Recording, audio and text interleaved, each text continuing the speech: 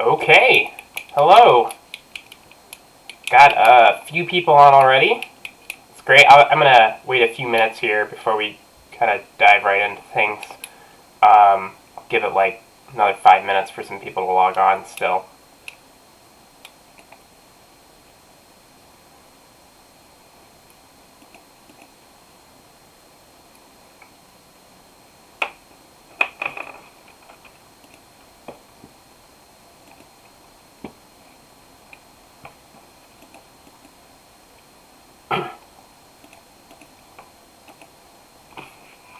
Go get my spirit animal for today.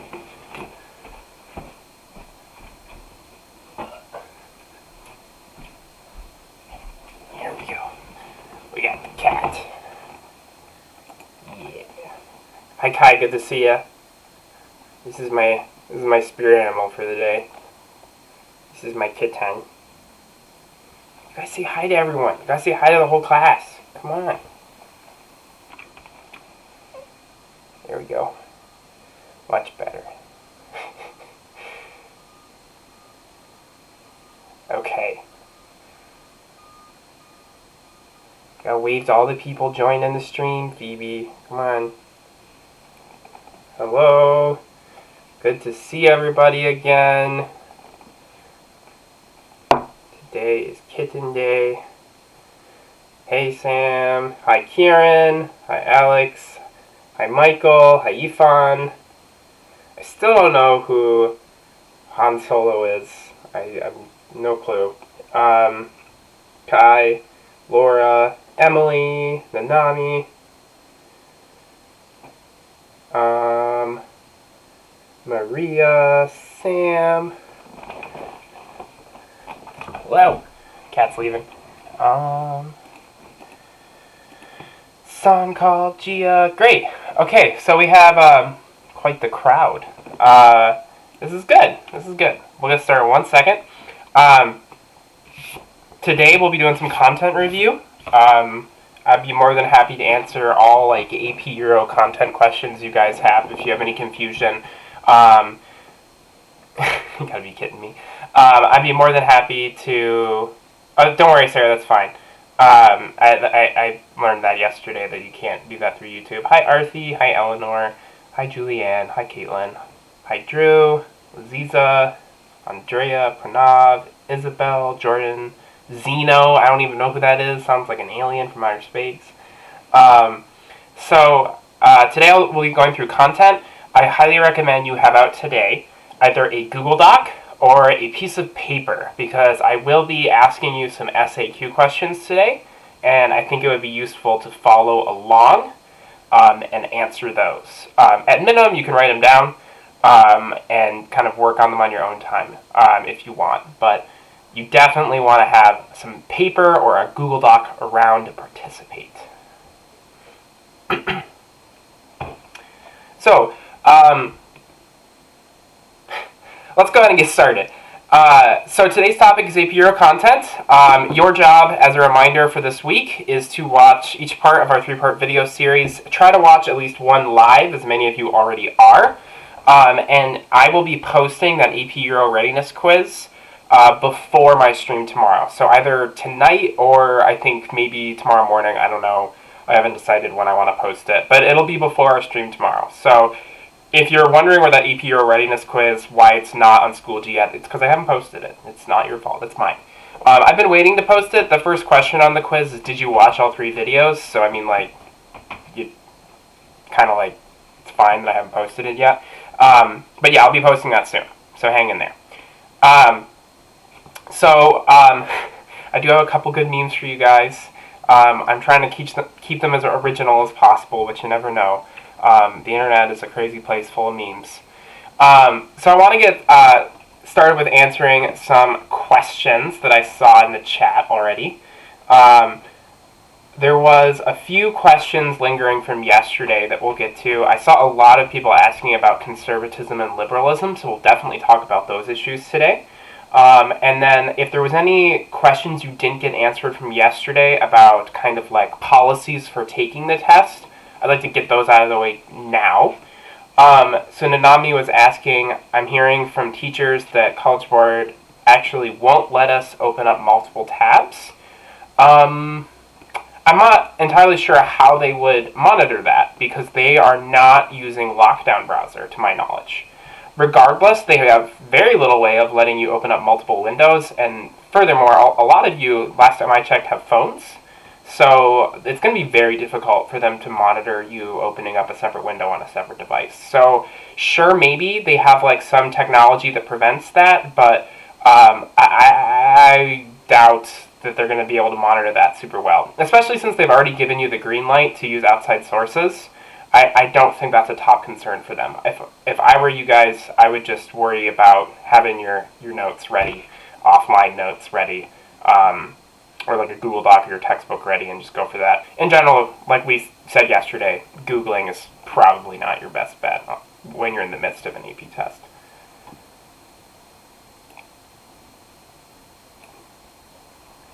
I'm getting a warning from Google about my resolution. How is, which is not optimal. My video resolution is not optimal. How does my resolution look, guys? Does the stream look okay? Or is it really stinky?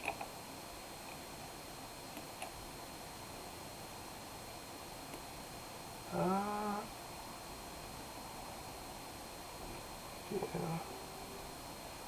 think I'm getting some small lag on my stream. Could be my internet. Yesterday I had an excellent connection, and today I only have a good connection. Yo. Okay, it's fine. Yeah, I think I'm getting some like stuttering lag. Okay. All right, cool. We'll just keep moving on then. Yeah, it is what it is, right? It's your AP Euro teacher. It's not like you're watching a pro gamer over here or anything. I know, right? Lame stream. Please get good, Mr. White. So let's go ahead and get started. So make sure you have some notes out. Paper and pencil is great. Google Doc is great. Anything like that is useful. So I wanted to kind of first give you guys some tips on how to review content. How do we look at content? What kind of content are we looking at? As a reminder, I've tried to make this really clear to you, but if you did not catch this, AP is not going to be testing you on anything after 1914. You do not need to know pretty much anything after the outbreak of World War I. I'm not even entirely sure they're testing you on the events leading up to World War I, which is really just Franz Ferdinand's assassination. So I really think that what you want to zero in on is a lot of these big trends in thinking. So what we're going to focus on is big trends.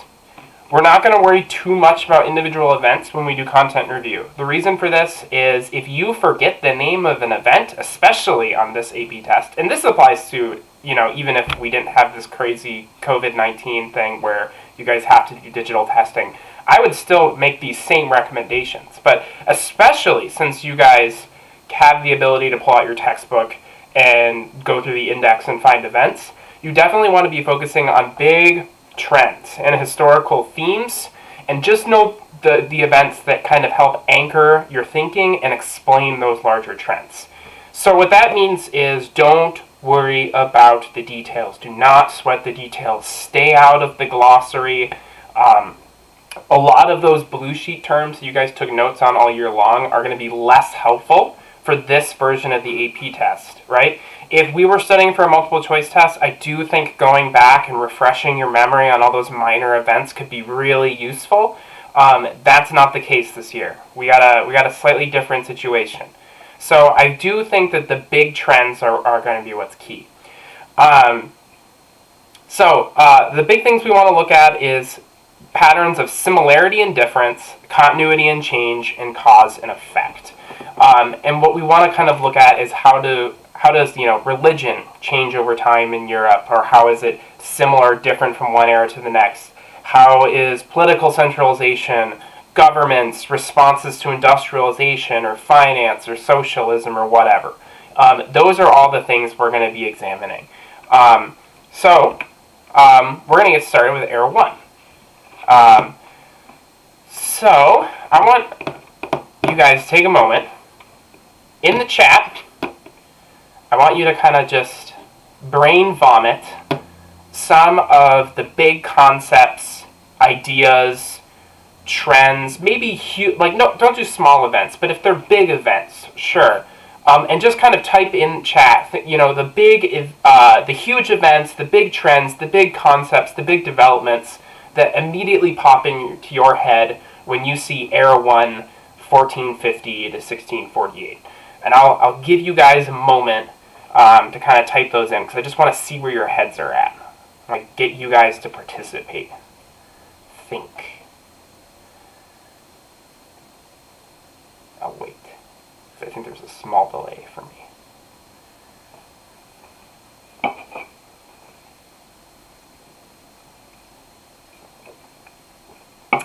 My casual Coke endorsement.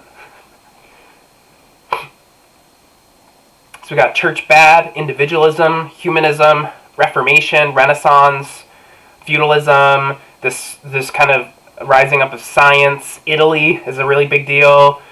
Big events are like the Defenestration of Prague, Martin Luther's 95 Thesis, exploration of the Americas, Peace of Augsburg, Martin Luther's Reformation, Black Death, definitely. Monarchy, right? It's kind of the big mode of government. Science is now a thing. Yeah, right? The Middle Ages, not so much. Exploration of the oceans. Huge, large-scale wars in Europe with the 30 Years' War. Petrarch. Oh, this is great. You guys are remembering some things and some stuffs. Yeah, great. So, good to see all this. Oh, Treaty of Westphalia. There we go. There's one of those events that's big enough that's worth remembering, right? We call that like an anchor event. Really kind of helps you separate one era or some trends from others. Okay. So, what are our big trends?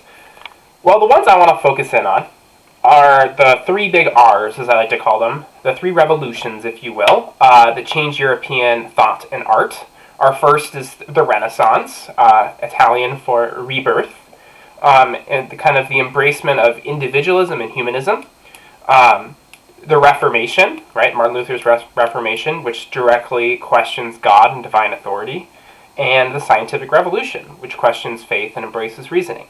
I think that many students remember these as a 1-2-3 punch, because technically the Renaissance happens the earliest, then the Reformation, then the Scientific Revolution, but there's a lot of overlap, if you guys remember correctly.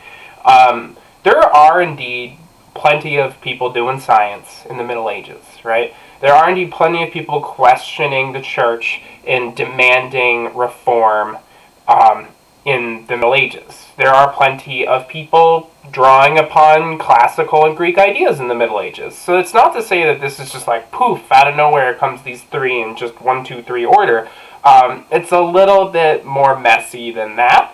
But I do think that it's easy, perhaps, to just think like, overall, we're seeing Renaissance happen, helping to increase questioning of the church, which only begets the Reformation, which only helps beget the Scientific Revolution. So there's definitely some element of these sort of leading up into each other or helping each other come about. At the same time, there's political centralization. Now, the roots for political centralization, we didn't really talk about. I didn't really get too deep into medieval history at the beginning of the school year. I regret that. I wish I had done more medieval history. I'm actually reading some really interesting books on medieval history right now. I'm reading this great book called Name of the Rose by Umberto Eco. It's wonderful. But political centralization really has its roots in the 100 Years' War between Britain and France. In fact, so the conflict between France, Britain, and also Italy is what kind of leads to the Avignon Papacy. It's what leads to a lot of the division in Europe in the years before the Black Death, and Black Death certainly does not make that any better. And so in the wake of the Black Death, a lot of governments start to politically centralize. A lot of kings find it a lot easier to overthrow a lot of the feudal lords because all the peasants are revolting and upset. And people want powerful government to come in and replace the kind of the feudal ties that tied them to their nobles. So we can definitely see that as a result, right?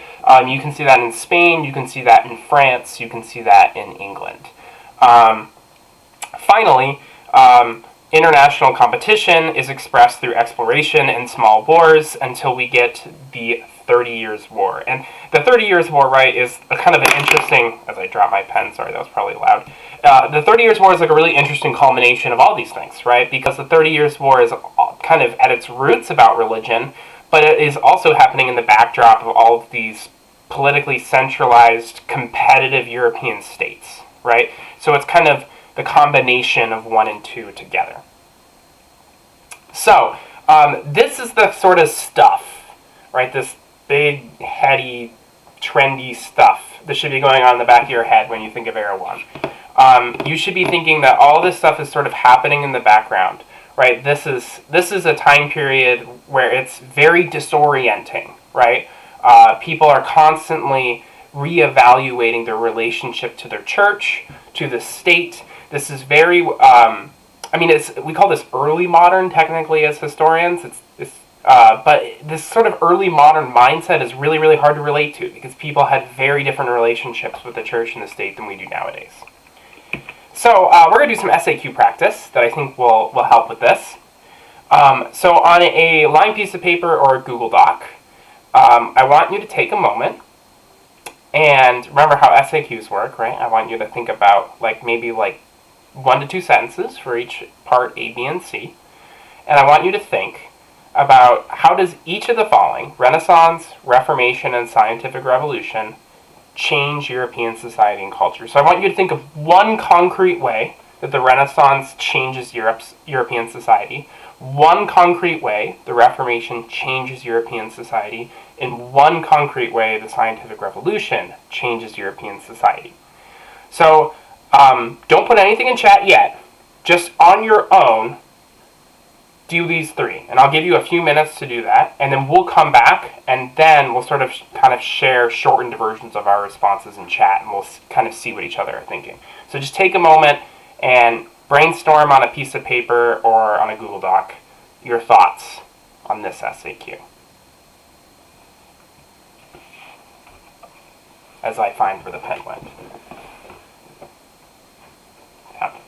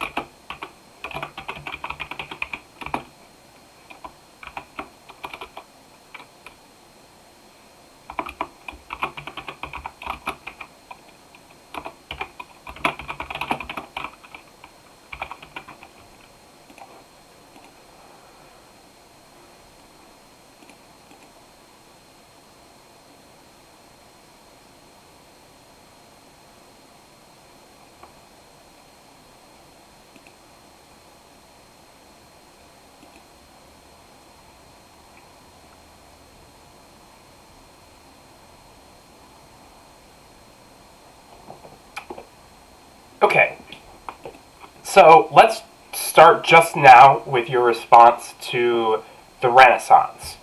So I want you to think of some sort of term, some sort of concept, some sort of nameable trend or event that you can cite as evidence of a cultural change or a societal change that happens in the wake of the Renaissance. So go ahead and chat, and go ahead and type something into chat that's just your response to part A, right? What's one way that the Renaissance changes Europe? Let's see what you guys got.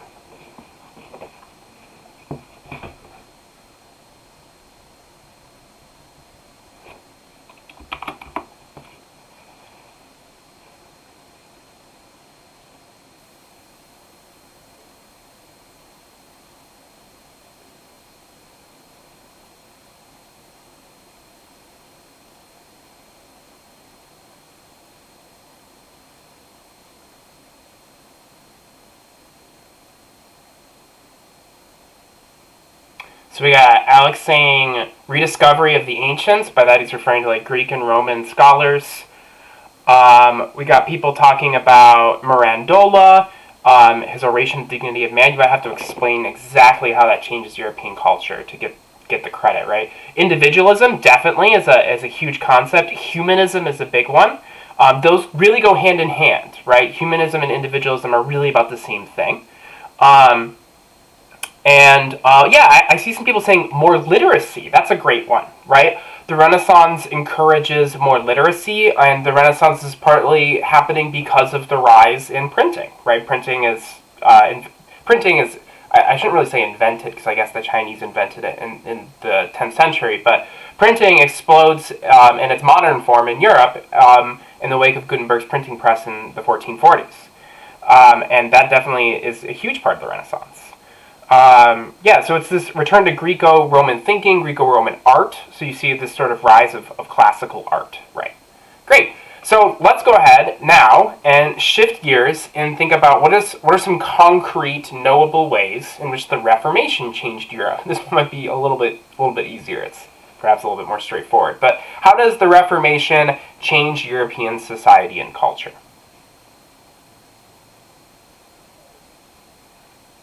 Go ahead and post some things in comments. A few people already did, I think. There's a couple people who moved ahead and did B. Let me see if I can't find those.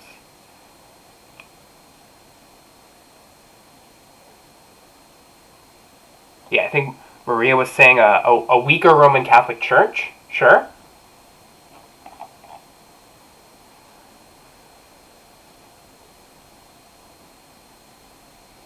Exposes corruption of the church, right? Some good words to keep in the back of your head are indulgences, right? And simony. Simony is the selling of titles or positions or benefices in the church for cash money. It's like church bribery, if you will. Lots of faith in the Roman Catholic Church. New sects of Christianity. I mean, that's what I was saying. It's a little obvious, but it's a big point, right? And I'm glad some of you are saying that. You definitely should feel free to be like, yo, Protestants appeared, right? There's all these Lutherans now. Introduction of Lutheranism. Oh, I like that Ifan says sparking of religious wars. Definitely, that's a more of a political result, but certainly a result of the Reformation. Multiple branches of Christianity.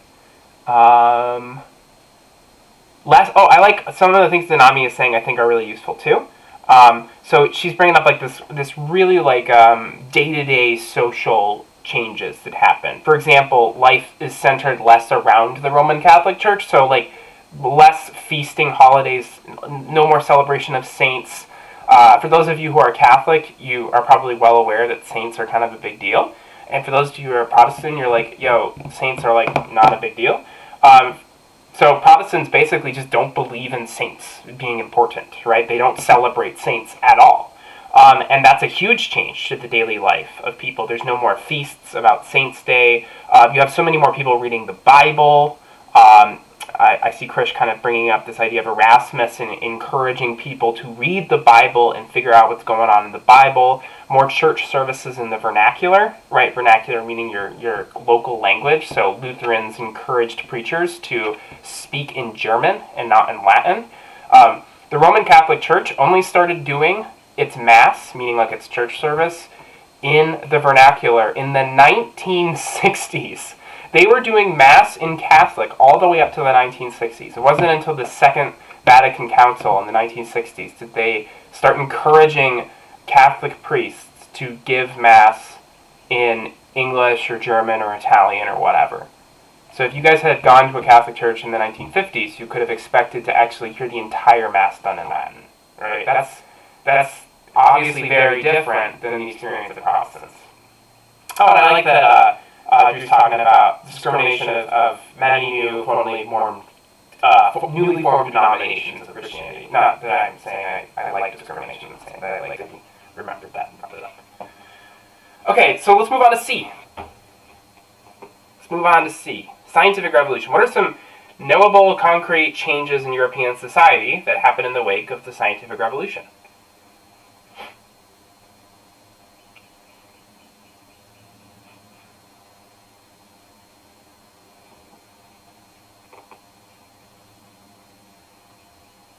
My voice is echoing. Oh no. Echo!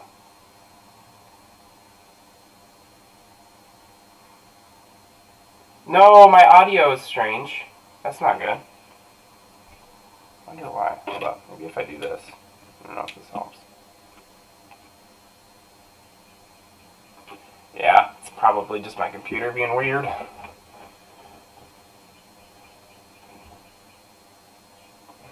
I wonder if that helps at all.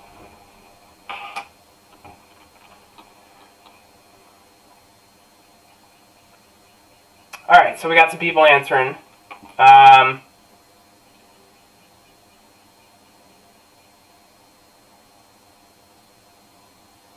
Yeah, so we want to make sure we have exact answers to the questions. We want to think society, right? So we definitely see a lot of people bringing up some big new scientific advancements, right? But not all of those have a direct impact on society. So I think some of the ones that I think are really interesting that some students are bringing up, right, is you see a lot more thinkers suggesting that miracles, right, are fake news, right? People lose faith in the ability of priests or saints to perform miracles, right? They're looking for rational explanations for everything. Obviously, heliocentric theory is a big one that has pretty big impacts on the lives of explorers. Concept of universal laws and objective thinking. One social effect that I don't see anyone bringing up yet is the end to witch trials, right? As the scientific revolution changes people's understandings of rationality, by the end of the 1600s, you actually see witch trials largely go away. By the year, there's not really that many witch trials that takes place after the year 1700, and this is largely an impact of the scientific revolution, encouraging people to think more logically and rationally. Focus on education, right? A bunch of new universities appear in this time period, right? And Gabe's saying beginning to lay that framework for future positivist movements and kind of laying the roots for the Enlightenment. Sorry about my audio. Yeah, I don't know. It's hard. I can't actually hear myself talk, so whatever's coming out, I don't really. Yeah, maybe if there's a way.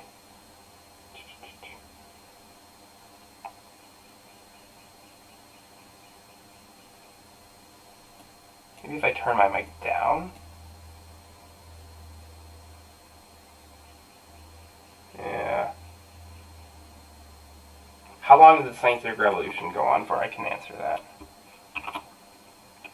Probably like 1500-ish to 1700-ish. Yeah, I don't know why there's an echo.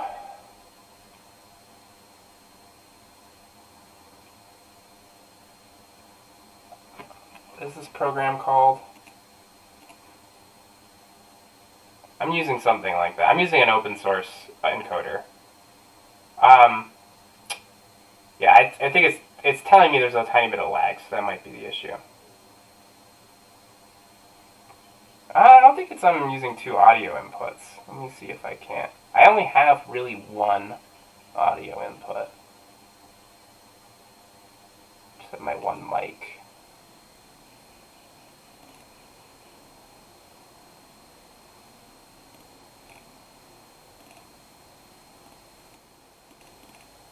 See if I can't change some of this at all.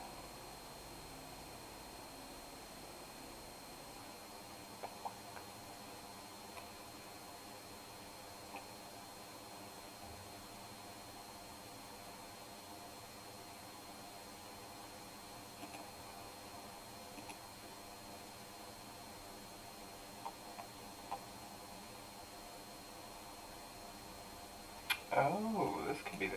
There we go. Maybe that'll help. I think I had two audio inputs on, you're right.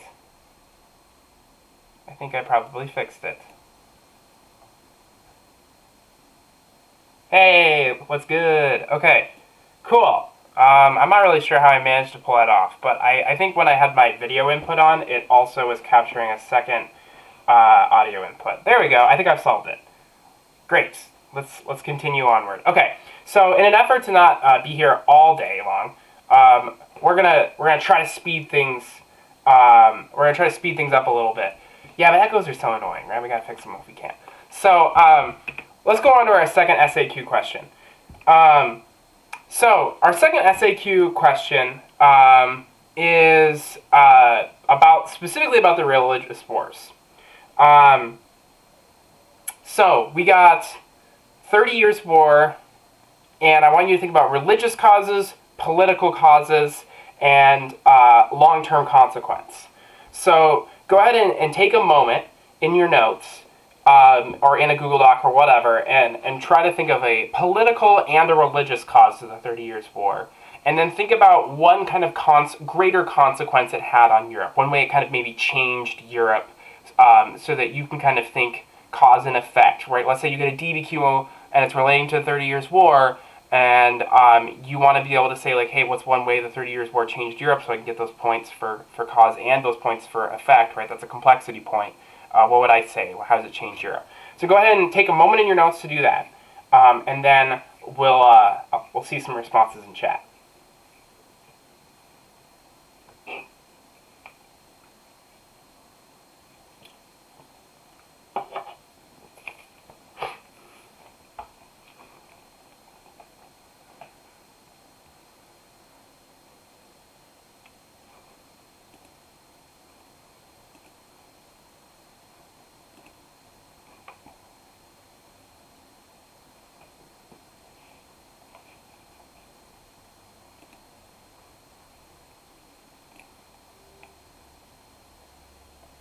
Okay, so now that you've had a moment to think, let's start with some of those causes. So go ahead and in chat, go ahead, whatever you're more comfortable with, religious or political, let's just start with that. So what are some religious causes of the 30 Years' War, and what are some political causes of the 30 Years' War? I want to see both in chat. And make sure you state which one you're saying, right?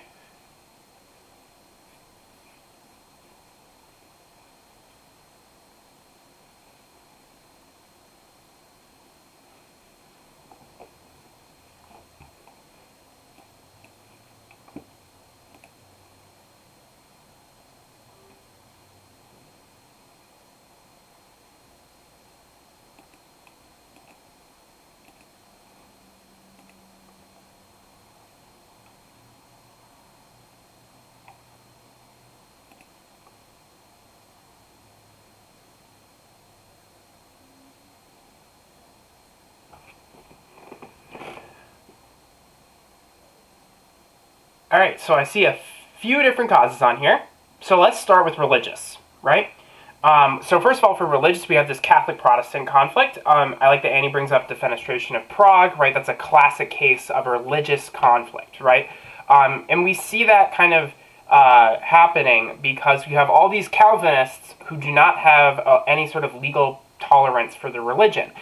Julianne's bringing that up. She's saying Peace of Augsburg, right? Remember the Peace of Augsburg made it very clear that you could be Lutheran or you could be Catholic, but you could only be one of those two, and it was restricted to a certain territory, right? So if maybe you were in Saxony, you had to be Lutheran, right? Maybe you were in Bohemia, you had to be Catholic. And you weren't allowed to be the religion that you had to be the religion of your prince, right, of your region. And so that's definitely a religious source of tension. Some other students are getting us some political sources of tension, which I like to see. I would argue really that the Peace of Augsburg is mostly a religious source of tension because it created that really messy atmosphere where people did not feel that their religion was protected. I think the better example of a political cause of the 30 Years' War would be what's going on with Habsburgs versus France, right? And I see some people talking about that. Right, you have rising tension between France and this kind of strange collection of states that are part of the Habsburg dynasty, right? You have Austria, the Holy Roman Emperor, as well as Spain, all kind of in this big conglomerate that is the Habsburgs. And it's that general tension that's forming as well. Another way you can kind of think about political tension is you could think about why do the Dutch get involved, or why do the English fund the Dutch during the 30 Years' War, right? And I think that political and religious tension kind of, or there's a lot of similarity between them because every state, right, has its own religion. Right, Eric's saying France is Catholic, but ends up siding with Protestants to protect their political interest to go after the Habsburgs. Right. Great. And finally, I want you guys to kind of think about in chat, what are some consequences of the 30 Years' War? Right? Like, why does it matter? Why do we spend so much time talking about the 30 Years' War? Just so you guys know, last year's, 2 years ago's DBQ was on the 30 Years' War. So why? Why do we as historians care so much? What changes? What's a consequence that matters?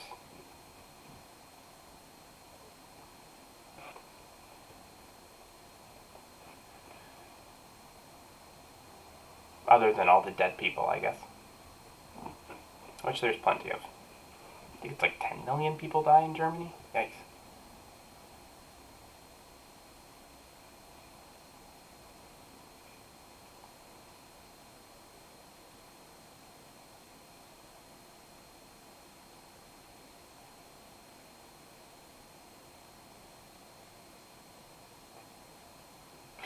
So I see a few responses. Like, Treaty of Westphalia is correct, but it's not specific enough, right? You'd have to explain exactly how does the Treaty of Westphalia change things.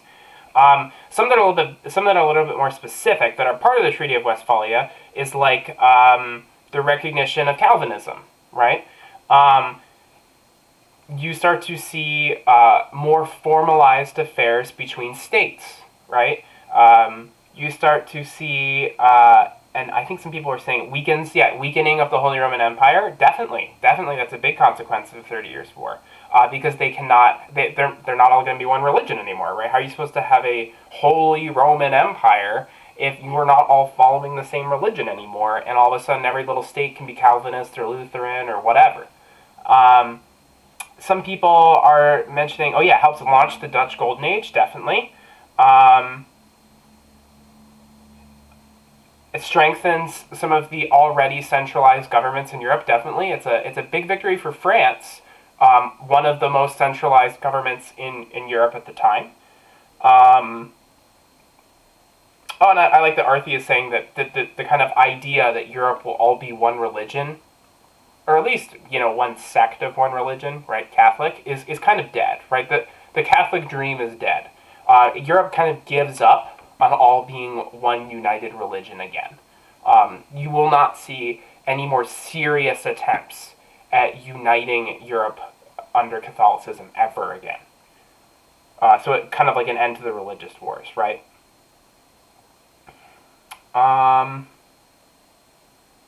Yep, you got new states like Switzerland and Holland. Holland being the Netherlands, right?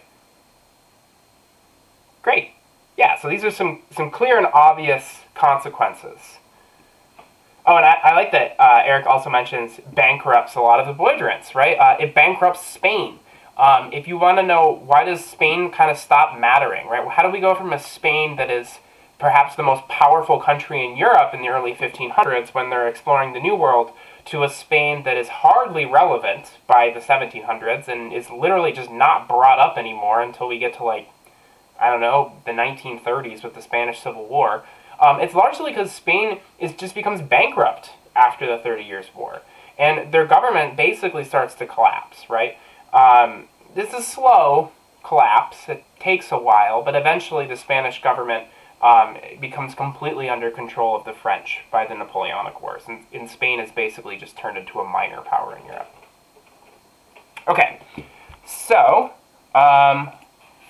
I think with that, we can safely move on to Era 2. Is there any additional questions you guys have? Any Era 1 related questions? For some reason, I always feel like, and this is supported by the data, but of the AP test, but most AP Euro students do great on Era 1 stuff. I know why. It's because you guys tried hard in the first couple months of the year. And then you stop trying hard right around November when we get there too. Any Era 1 questions?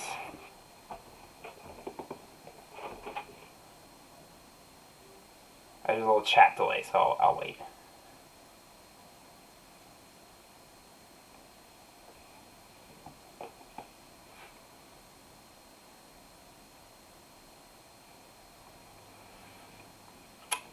Art movements for Era 1. Yeah, I would know kind of high Renaissance art with like Michelangelo, and then like Mannerist and Baroque art maybe, specifically Baroque. Difference between inductive and deductive reasoning. And Spain gaining the funding for exploration. Got it. Yeah, these are good questions. So for inductive versus deductive reasoning, so inductive is when you don't know what conclusion you're going to derive at. So you are basically going to gather information and gather data, and then use that data to inform your conclusion. We would call this the scientific method. Deductive reasoning is when you are trying to prove something you think to be true correct. So with deductive reasoning, that's when you have, basically you start with a thesis, and then you prove it. That's what you do in an essay, and that's also what you do in a geometric proof. So deductive reasoning is also what like Sherlock does, where like he like thinks something and then like he uses like deductive reasoning to kind of like confirm that belief. The whole point is there's just two different approaches to logic. So how did Spain get the money? And why didn't other countries have as much money as Spain to fund exploration? So Isabella actually was really one of the first monarchs to effectively tax the nobility and effectively tax her country. She did a much better job of other monarchs in that time period of tax collection. And so therefore, because her government was more streamlined and her bureaucracy was more beholden directly to her, and her nobles were weaker comparatively than in France and Britain, she was able to make more money. My cat is just like walking on by. Which pope funded secular art for the first time? I don't technically know. I feel like if I say something wrong, I'll get beat up, digitally speaking. But I do think that the pope that is most associated with the rise of funding of art is probably Julius II, the kind of warrior pope, if you will. If we remember watching Luther and there's the pope that runs by in the shining armor, that's Julius II. And is mercantilism part of Era 1 or 2? Both-ish, technically. Mercantilism is part of Era 1, but it becomes more of like a named and well-known policy under the rule of Louis XIV, which is technically Era 2. Yeah, and Dragonades is Era 2, because that's Louis XIV. Louis is the beginning of Era 2, which is where we're going next. So, Era 2, right? Era 2, 1648 to 1815, right? So this is a period of time where Europe is transitioning away from everything being about religion. And at this point, in Era 2, right, people are relatively convinced on the importance of logic and reasoning and science, and people are relatively convinced that governments are sort of the winners, right, in the wake of the 30 Years' War. The church is the loser, governments are kind of the winners. So Era 2 has a lot to do with government, right? If Era 1 is like, it seems like we're always circling back to religion in Era 1, Era 2, we're always circling back to government in some kind of way. Yeah, and Jordan, by the way, the scientific revolution is crossing these two events together, right? So the scientific revolution, we kind of think of it as starting with Copernicus in like the 1530s and 40s, and we think of it as ending with Newton around the year 1700. What that means is the scientific revolution is going to cross the two eras. So here are our big trends for Era 2. We have two big political ideologies, right, that are kind of defining this era. Clearly, the one that's more important and the one that ends up being far more influential in the short term is absolutism, right? Absolutism is the name of the game for almost every major European government. It is advanced by people like Jean Bodin and confirmed by people like Jacques Bossuet. and it's confirmed by Hobbes, and this is the mode of government that kind of takes root in France, Spain, Russia, Austria, and by the way, in the wake of the 30 Years' War, we got this new kind of, well, it wasn't really new, it was around, but it's now much stronger and more relevant state called Prussia. Exciting. Meanwhile, in Britain and the Netherlands, we have this other form of government called constitutionalism. So if absolutism is all about everyone should listen to the king, right?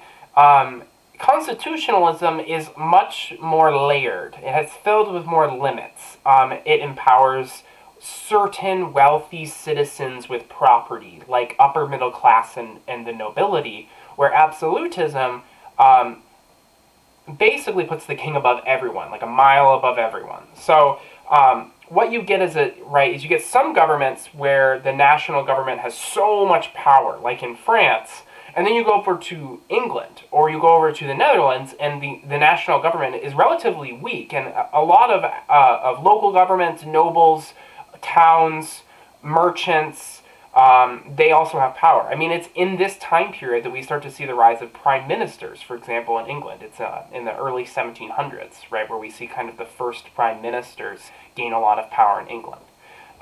You may have noticed that we sort of didn't really talk about the English Civil War, but since the English Civil War, right, and the Glorious Revolution, which we will get to in a moment, England has really full-on embraced constitutionalism. Another big trend in Era 2 is Enlightenment, right? You gotta know the Enlightenment. I have a feeling that the Enlightenment will somehow come up on your DBQ in some shape or way. The Enlightenment is sneaky, right? DBQs can be on Era 3, right? You could have a DBQ on the 1800s that could still find a way to test your knowledge on the Enlightenment, right? They could have like, they could be like a DBQ on, I don't know, like Romanticism in the 1830s or whatever, or like, you know, the Greek Civil War, and that could reference all of these old Enlightenment ideas. So you're definitely going to want to be familiar with the Enlightenment. I have a pretty big feeling that the Enlightenment will find a way to be on this DBQ. Maybe the DBQ won't be directly about Enlightenment, but I have a feeling here that the Enlightenment will sneak its way in somehow. The Enlightenment is this huge movement, right? All about rationalism, all about using logic and reasoning, and it helped foster notions of individual liberty and revolution. Just so you know, not all Enlightenment thinkers are on the same page. Like, man, and some Enlightenment thinkers are cray-cray. Like Rousseau is out here just actively encouraging people to revolt, practically, right? But then you go over to people like Voltaire, and Voltaire is like, the worst thing that could happen is the people running the government because they're dumb, right? Voltaire wants there to be enlightened monarchs because he's worried that if people run governments, they'll fail because he doesn't trust democracy to produce competent governments. So it's not like the Enlightenment is just a whole bunch of people who are just like real, 1776 Americans who want democracy. This is a bunch of different people. The only thing that pretty much every Enlightenment thinker can agree upon is using logic and reasoning as the basis for their arguments. Other big thing you should know about Era 2 is that regional balance of power made in the wake of the Treaty of Westphalia slowly but surely gets upset. It starts with France, right? Louis XVI in France starts upsetting that regional equality by expanding the size and power of France, going to war with countries like Spain, going to war with countries like Britain, going to war with countries like the Netherlands and Austria. And then eventually the equation flips, right? In the wake of the 7 Years' War, Britain actually upsets the regional equality by defeating France in the 7 Years' War. And in the wake of that, in dealing with the debts of the 7 Years' War, as well as the consequences of what happens when your absolutist king is incompetent and kind of stupid, you get the French Revolution and Napoleon, which kind of caps this era. So, let's take a look at some SAQ questions. So here's a curveball question a little bit. Explain two factors that account for the trend depicted in the graphic. Maybe I can move my little face here. Yeah, there we go. I'll move my face so you can see the graph more clearly. Um, so in the graph, we got years of 1650 through 1850. And we're seeing some, because I don't know how well you guys can see this. You'll notice that, and it's got population on the left, sorry. Russia's population is shooting up. France's is slowly growing. Italy's population is growing. My oh my, England's population is just rocketing upward, right, at a much higher rate than anyone else. Spain's population is growing, Ireland's population is growing, Sweden's population is growing, Bohemia's population is growing, and Silesia and East Prussia's population is growing. So basically, this map is depicting a general population growth that is sharpest in England. You see the kind of steepest growth in England.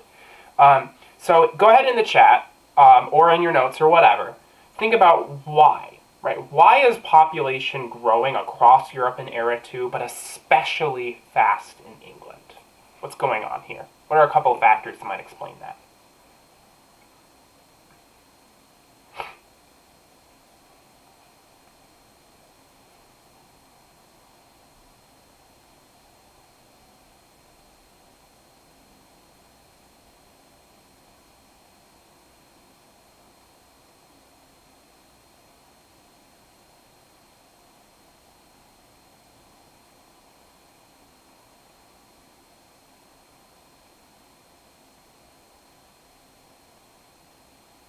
So I wouldn't say the Industrial Revolution.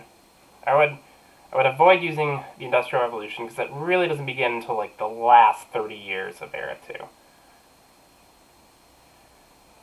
Yeah, A and B are two questions fused together, that's correct. Yeah, it's because it's two parts. So I see some people saying Agricultural Revolution, that's right, yeah.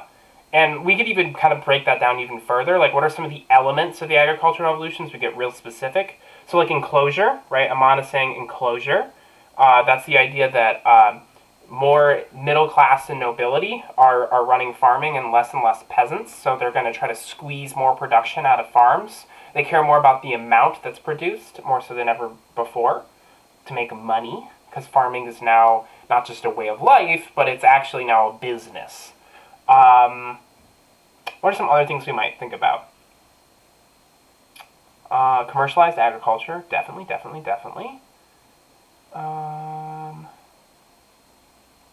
Job specialization, right? New technology, definitely. New technology in farming. More and more people moving into cities. Oh, I like that. I think I figured out that Han Solo is Sid, right? Is that accurate? Okay. Sid saying that colonies, right, lead to an increased supply of food. Yeah, definitely. You can definitely see some of this as being possible because of the Columbian Exchange, right? Or possible because of food being shipped from India, or food being shipped from North Africa, or whatever, right? You can definitely see colonization and the Columbian Exchange is factoring into this this population growth, right? And Pranav, thank you, and Aman, thank you. I was hoping someone would just type potato into the chat. I was really hoping someone would do that. Yes, potatoes, right?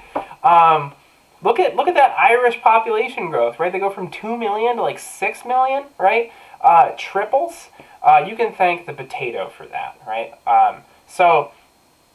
And yeah, a lot of you guys are also saying end of serfdom, right? Serfdom is ending in a lot of these places, like Britain especially. Serfdom has sort of ended in Britain since like the 1300s, but you definitely see just a lot of like poor agriculture stop in Britain. Many more people are now moving into towns. And increasing international trade, from as Sankalp was saying, I'm not entirely sure the international trade is specific enough, because they might in terms of cross-European trade, not so much, but if you're thinking of trade between colonies and the European mother countries, definitely. Oh, look at that. Crop rotation. Yeah, crop rotation is an important concept. Great. Okay.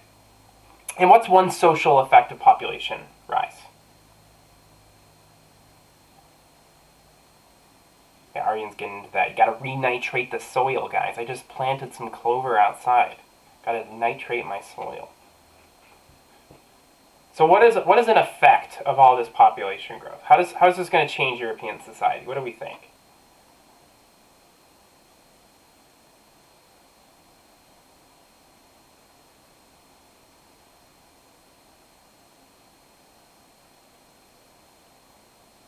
Urbanization, definitely is a pretty huge impact of all this population growth that starts really in the 1600s. Slums, right? The rise in the urban poor, people moving to cities, the rise of public opinion and the printing press, right? Cholera, definitely cholera. Um, Cholera is sort of a little parting gift that India gives to the British, right?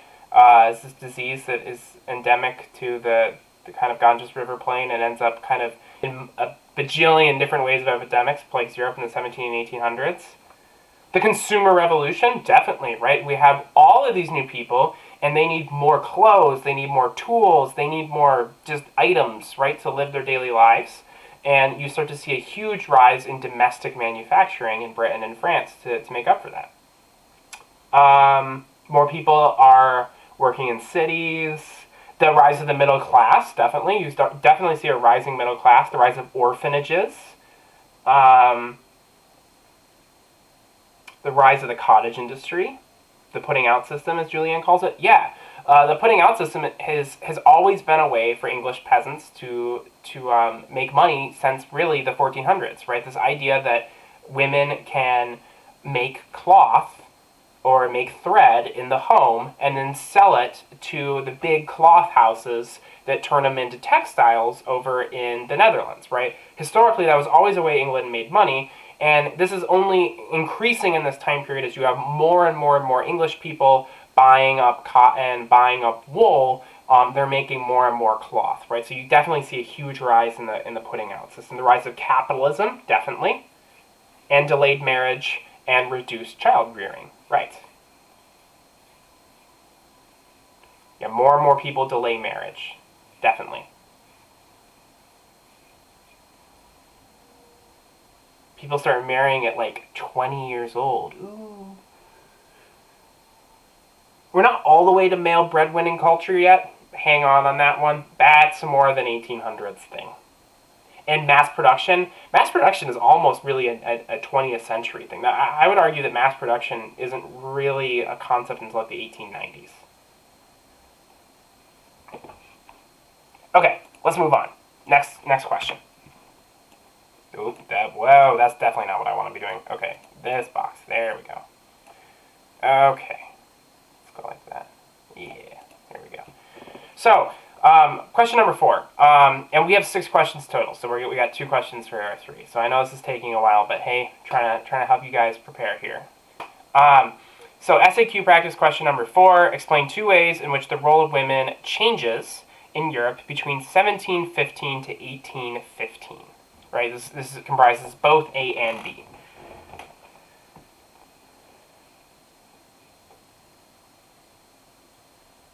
Oh, and for our previous question, Jordan mentioned sending children to be apprentices. Definitely, yeah, that's definitely one way people deal with population growth, because they don't have jobs for everyone. They send them overseas to go be a indentured servant in America, for example. So go ahead and take a moment and think about how does the role of women change in Europe between 1715 to 1815. By the way, 1715 is kind of like the loosely agreed upon date that the Enlightenment sort of begins, because it's the year that Louis XIV dies, and press censorship kind of weakens in France. So I'll give you guys a moment with this. Go ahead and feel free to type your responses into chat once you got some ideas.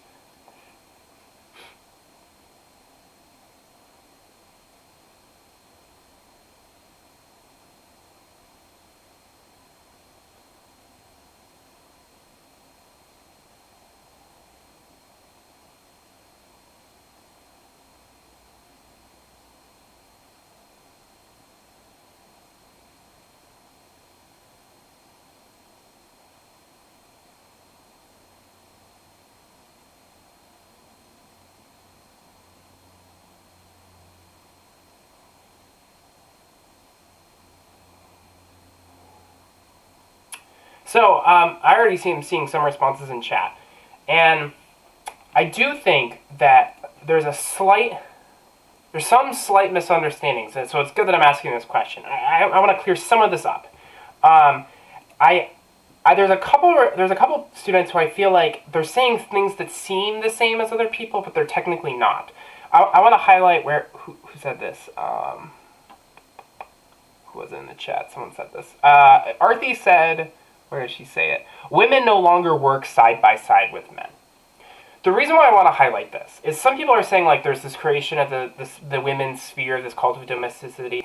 That's true, but only really in high society. Maybe the upper middle class has its roots for that. For the average family in Europe, this isn't really where we see like the kind of classic, 1800s, 1900s male breadwinner culture, because that just wasn't the norm quite yet. The 1700s is where the concept of income and wages becomes more common, right? If we think 1600s, the average European family does not have a wage, right? They just farm, right? They literally just farm, right? And they sell excess crops to buy whatever random devices or tools or whatever they need. But for the most part, they're not dealing with money on a daily basis, right? The people who deal with money are those few people who live in towns who are merchants or shopkeepers or whatever, right? By the 1700s, with all this population growth, with all this urbanization, the average person is far more likely to deal with money and receive a wage. When people are not receiving wages, right, and they're working together on a farm as a family unit, it's hard to view women as, lesser or supplemental because there's technically not a number attached to their work, right?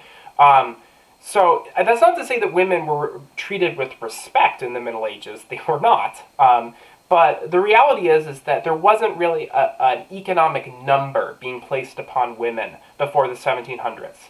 So instead what you're seeing is, in the 1700s, with everyone getting these wages, you start to see the rise in women being seen as supplementary, right? And that's, I think, some of the comments that are coming out of you guys.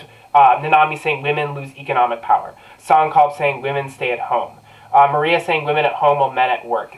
Definitely. That concept is definitely beginning in the 1700s. Some women are actually earning close to the same amount of money as men through the putting out system. But more so than ever before, we see the creation of really what we could call the kind of modern family, right?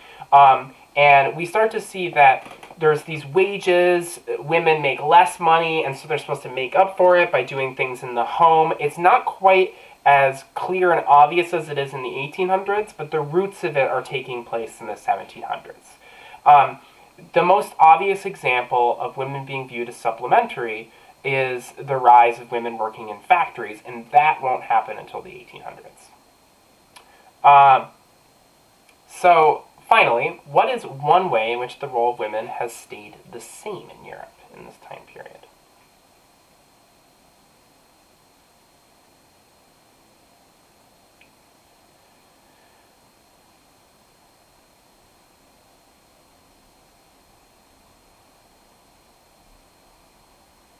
So how has the role of women not changed? Stayed the same?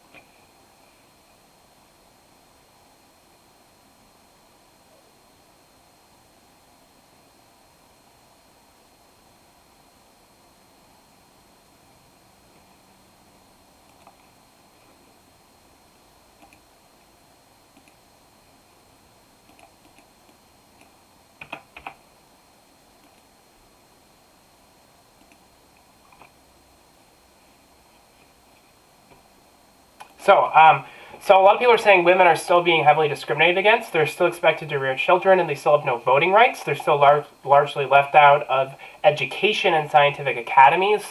Yeah, all the stuff that has plagued women since the Middle Ages is still unfortunately going on, yet more so than ever before, women are being educated, right? Women are participating in the Enlightenment in some ways. And so more and more and more are women getting noticed in some ways and then neglected in others, right? Women are being taught how to read in the home so they can read the Bible, and they're actually receiving a wage, although smaller. So previously, it was a lot easier, I think, for European society to discriminate against women because it was done in all these harder to kind of notice or harder to sort of call out ways. And then here in the 1700s, all this is being formalized, right? We're going to give women less money, right? Despite the fact that men and women now can both read, we're only going to let men into academies, right? So when women are seeing all of this, we start to see the rise of really the modern feminist movement taking place in the 17 and early 1800s, right? Women are getting angry in this time period, right? They're noticing that their wages are different. They're seeing that their acceptance rates at schools are different. They're seeing that they're banned from certain positions of political and social power, right? And the picture on the slide, right, the Women's March to Versailles, is a great example of how women combat this, right? Olympia de Gouges' Declaration of the Rights of Women is perhaps the most eloquent articulation of all the stuff that women have had to put up with and how they don't want to put up with it anymore, right? They're sick of it. And that's probably one of the biggest changes that happens to women in the 1700s, right? They're noticing, they're protesting, and they're trying to make change. Great. So any lingering era 2 questions, right? This is French Revolution, this is absolutists, these are monarchs. I only focused on 2 topics, right? I focused on population and women. I didn't do any of the traditional political big events like Louis or Kant or Napoleon. So if you have any questions on any of that stuff, now's a great time to ask.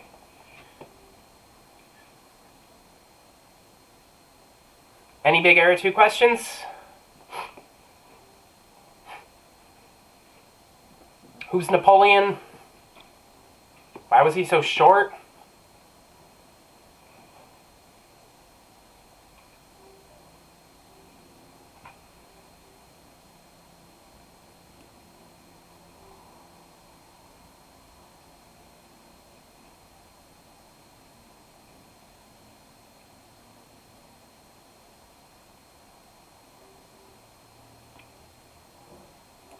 Okay, so how much overlap is there with the Industrial Revolution? Not too much. The Industrial Revolution is largely considered to have started sometime in the 10, 20, 30 years before the Napoleonic Wars. So think like 1760s, 70s, 80s.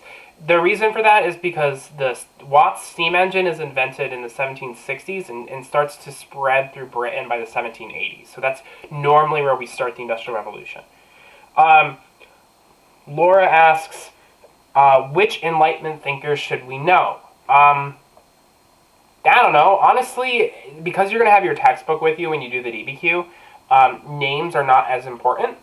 I would maybe get familiar more with concepts. So that way when you're like, oh my god, who was the guy that was all about social contract, then you can flip to your book and be like, oh, cool, it was Rousseau wrote on the social contract, and Locke was like a big believer in that. So what I would say is that I would review the concepts, like reform the criminal system. You don't have to know that that's Beccaria, but if you know you wanted to talk about that in your DBQ, when you go to your book and you double check, you're like, oh, Beccaria. So be more familiar about what you want to say, worry less about the exact person associated with it. Did the Enlightenment encourage the French Revolution? Yes, it did. I've heard some wild arguments that it had no effect on it. I think those are fringe historians. I think that there's a fair argument that the Enlightenment was not the only cause, or was not even maybe the biggest cause of the French Revolution. Certainly, bread prices and plague and financial problems had a huge role in the French Revolution, as well as, like, terrible political decisions about calling the States General or whatever. But I think that definitely the Enlightenment has a role in the French Revolution. I do not think that without the Enlightenment's introduction of mass public opinion, print culture, and everyday middle class Parisians, being well read on their Locke and their Montesquieu, you would have had a tennis court oath. I just don't see it. How do you get a tennis court oath if people don't read books? You just don't, right? You're not going to see all these angry lawyers in the tennis court if you don't have an Enlightenment encouraging people to read and be critical of governments. How did the French fall for Napoleon 3 times? I know you're kind of joking, but at the same time, when students sort of are like, what's with Napoleon? Napoleon is the first person to articulate nationalism in a clear and coherent way, right? So when you have all these French people dealing with the chaos of the French Revolution and war on multiple fronts, nationalism it feels pretty good, right? It helps unite people, stick people together. So the short answer there is nationalism. I'm confused what the difference between the culture for women was in era 2 versus 3. So, yeah, that's a good question. So for women in era 2 versus women in era 3, right? For women in era 2, the women are really, what I would say, they're in transition, right? They're in transition from the kind of pre-modern agricultural society to the modern industrialized society. It's in between those two. So you have women receiving wages, you have women's expectations changing, child rearing is changing. For era 3, that's just, traditional suffragettes, factories, women in factories. It's kind of like probably what you're more familiar with. Jenny's asking what factors really allowed Napoleon to gain that much power. Well, technically, the Constitution that the French made gave him a lot of political power. But the kind of short, quick answer to how he was able to gain power is he asked the French people to elect him emperor, and they did. And once he was elected emperor, it was pretty hard to stop him from doing whatever he wanted, because that's kind of what being emperor allows you to do. If you're wondering why did they elect him emperor, and why were people willing to buy that, he was the most successful general in the French army by far. While other French generals struggled to invade Austria, and even defend French borders with on kind of the borders with Prussia and Austria and Germany, Napoleon just managed to conquer all of Italy in like a couple of years. So Napoleon was sort of seen as like the general that the French people could trust. So when he was put in a position of government and then later asked people, do you want me to be your emperor? The French people are like, yo, this is like the only competent leader we've had in like 30 years. Like, yeah, let's go.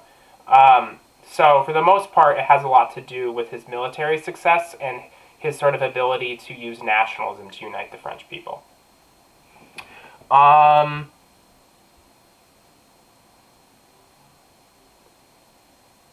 Absolutism outside of France.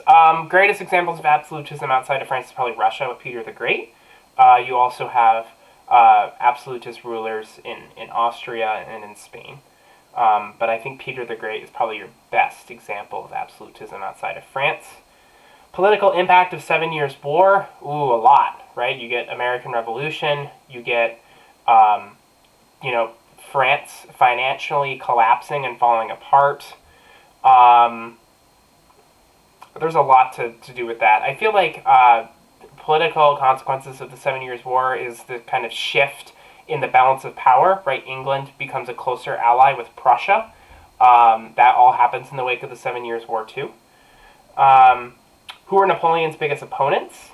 Napoleon was opposed generally by, because at first he was a Jacobin. He sided with the more radical end of the movement. He was famous for kind of always knowing which way the political winds were blowing. So early on, he started off as a Jacobin because he could tell that they were gaining power. During the Thermidorian reaction, he realized that the Jacobins were losing power, right? And now the revolution's becoming more moderate, more kind of repressive. And so what does he do?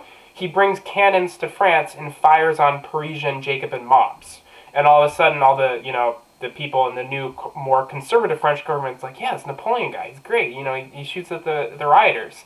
So he was really good at changing sides, Jordan. So what that means is that he never really had many clear enemies. Because right as you would think he was making enemies, he would switch sides in France and be on the other political end.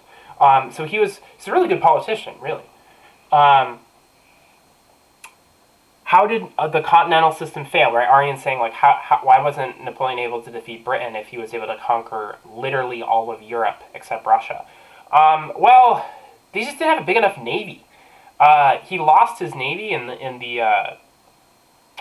Battle of Trafalgar. Thank you, sorry. The Battle of Trafalgar. He lost his navy in the Battle of Trafalgar to the British, and you cannot impose a blockade and control sea traffic without a navy. It just can't be done. And so the British controlled the seas, and then Napoleon's like, okay, guys, let's not trade with the British. But he had no way of preventing British boats sneaking into random harbors in Portugal or the Netherlands or Prussia or Russia and, cajoling the merchants out and being like, yo, you want to buy some British goods? The reality is that Napoleon could not prevent that. He told people to not do it. He made it illegal. But his guards could not be everywhere, right? He could not oversee the day-to-day operations of every port in Europe without having a large navy. And he just didn't have it after the Battle of Trafalgar. Jacobins versus Girondins.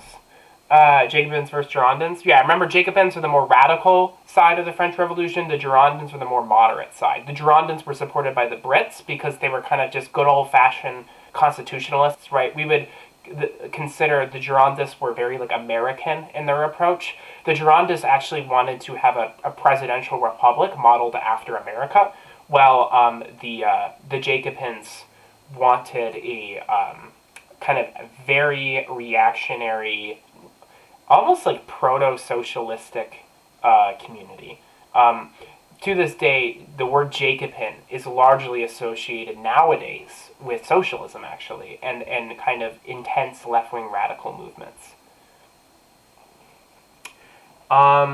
Drew was saying, I feel like the Thermidor reaction is always described as the transition between the Reign of Terror and the Reign of Napoleon. Is there, a more specific event that describes it?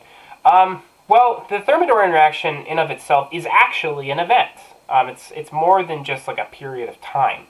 The Thermidorian reaction was quite literally when on the, 9th of Thermidor or something, they storm kind of the Jacobin hideouts in Paris, and they actually round up Jacobins in Paris and kill them, right? This puts an end to the Committee of Public Safety. This is soon after Robespierre dies.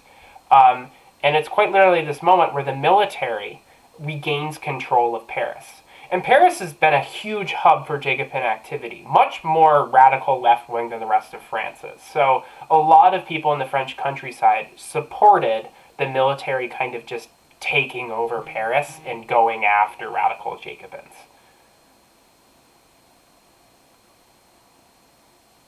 Cool. Any other questions? Didn't know if there were some other lingering ones here.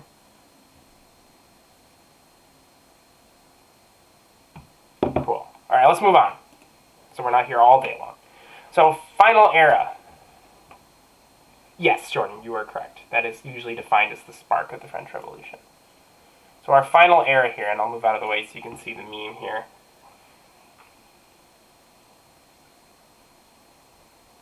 I really feel like the 4 photos of Jennifer Lawrence meme is not used enough. I don't know why I find it so funny, but I think it's one of the good ones, guys. I think it's one of the better ones out there.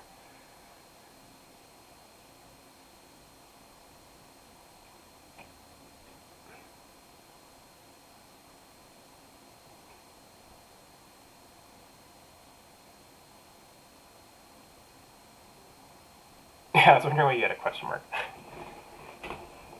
Okay, so Era 3 is 1815 to 1914.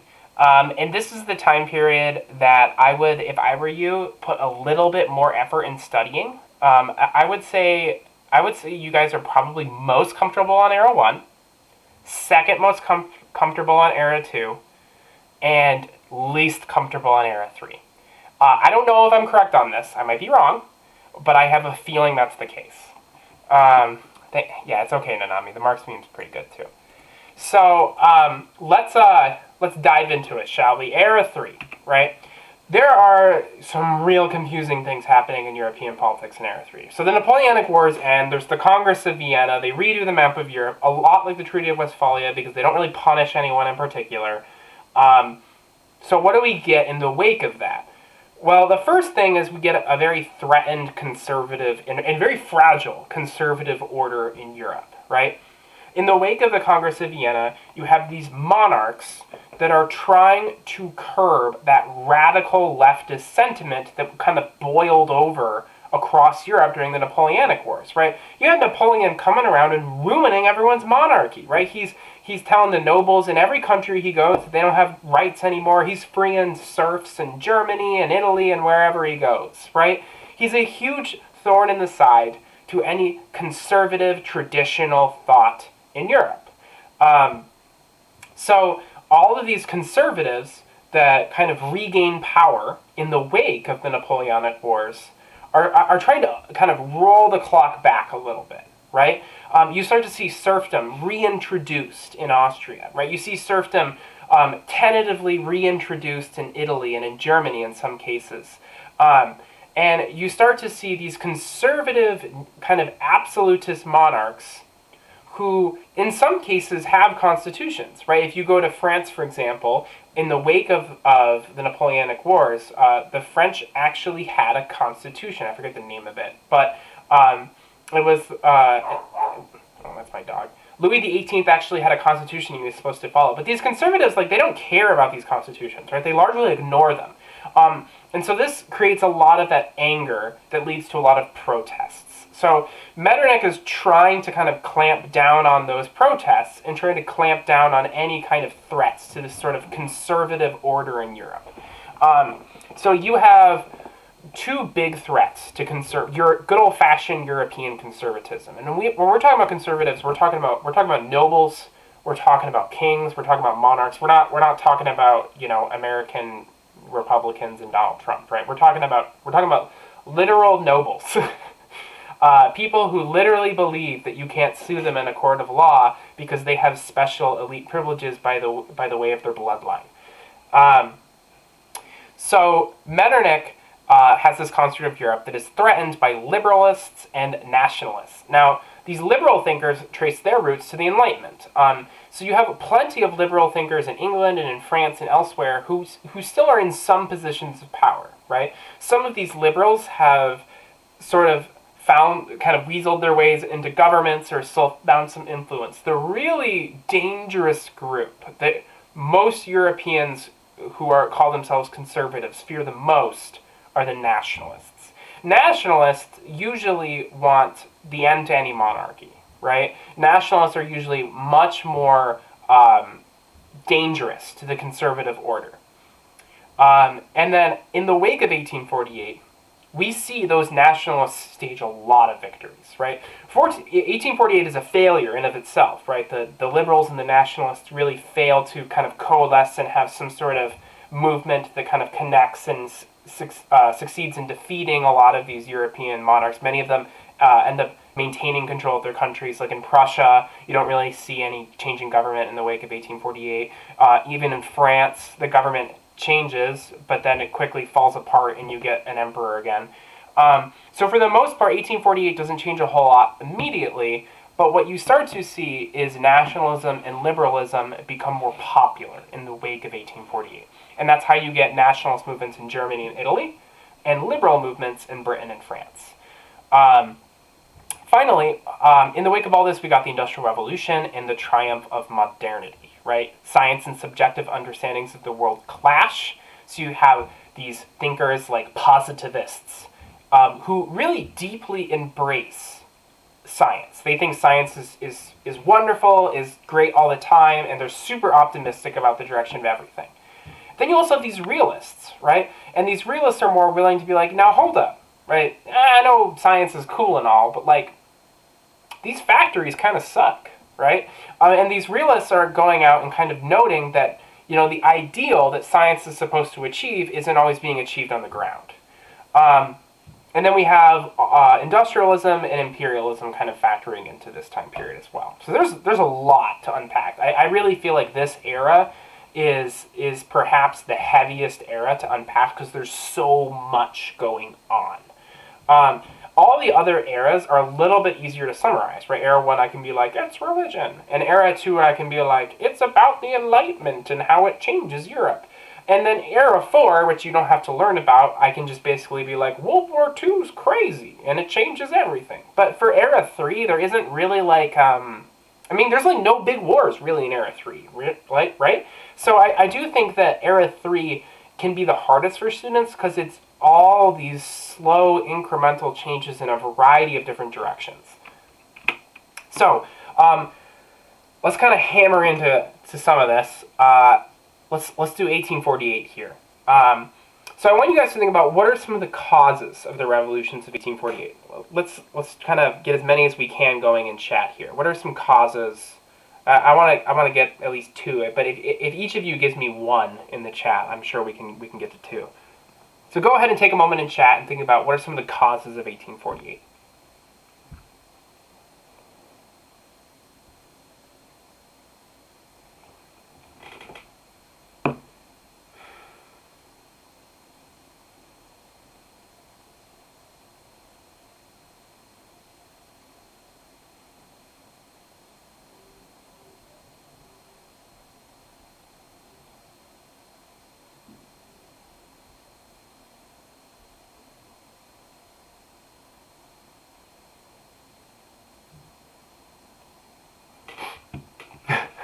Radical German frat boys. Yeah, the Burschen... Here, let me get the name for it. The Burschenschaften.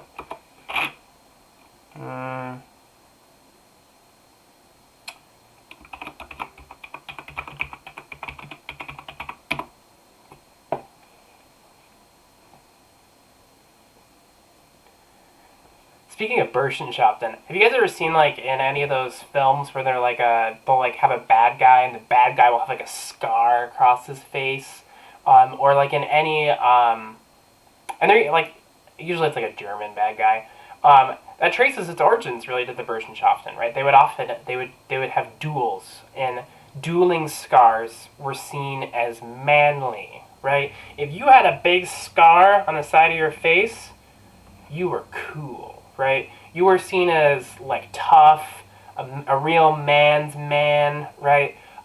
You were seen as like more desirable by the social norms of the time. Nowadays, you just look like an idiot. But that's kind of where that kind of concept of the scar being associated with being tough comes from, right? Gotta get your dueling scars. So, I see some people saying rise in nationalism, because that's what the Burschenschaften were all about, right? They're these kind of university students who were very nationalist and wanted to create a unified nationalist German government. Nick is saying discontent with the way conservative rulers crack down on dissent. Yeah, I mean, generally, like opening fire on protesters in town squares, like in the Peterloo Massacre and in other massacres, is not great, right? That does not make people happy. No one particularly likes a massacre, right? Massacre is not really a word that people are like, yeah, that's okay.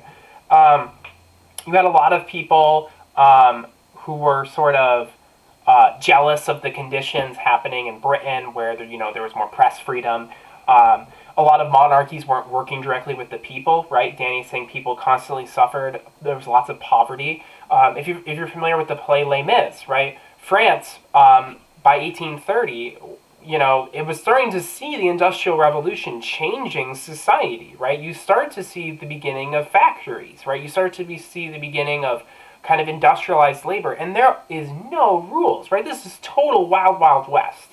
And this sort of conservative order and some of the more moderate liberals who, embrace capitalism without any kind of caveats, they don't really do anything to stop the spread of just terrible factories, and people want new governments to fix that. Um, and anger against the middle class, definitely, right? People are mad that these middle class people with really nice jobs, they don't have to get, their fingers chopped off in a factory. They don't have to worry about going to work at age 8, right? And so a lot of people are angry about that. People are missing some of the reforms that that happened in the Napoleonic Code that have since been rescinded, right? Right, and they want to return. They actually miss Napoleon, right? Um,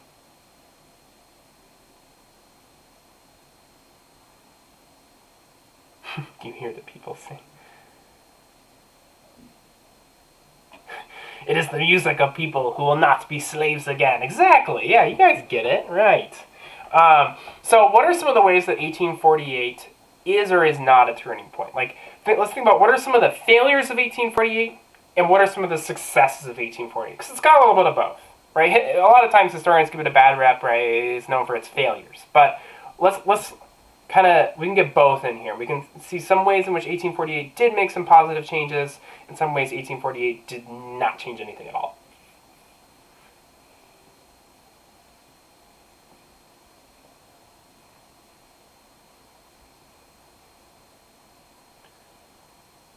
Scar from Lion King. So yeah, one of the ways it didn't change, Song called bringing up that a lot of conservatives held on to power. Right. They did not resign. They did not give up. They did not leave. Right. Like in Austria, in Prussia, in Spain, in many of these countries where there were revolts, the same people held on to power. They're not coordinated, right? Especially in Germany, a lack of coordination was super problematic, right? There wasn't really one widespread German revolt. It was like a separate little revolt in every different principality, and so you didn't really have concerted pressure on the government. One change that Eric brings up is France gets a new government.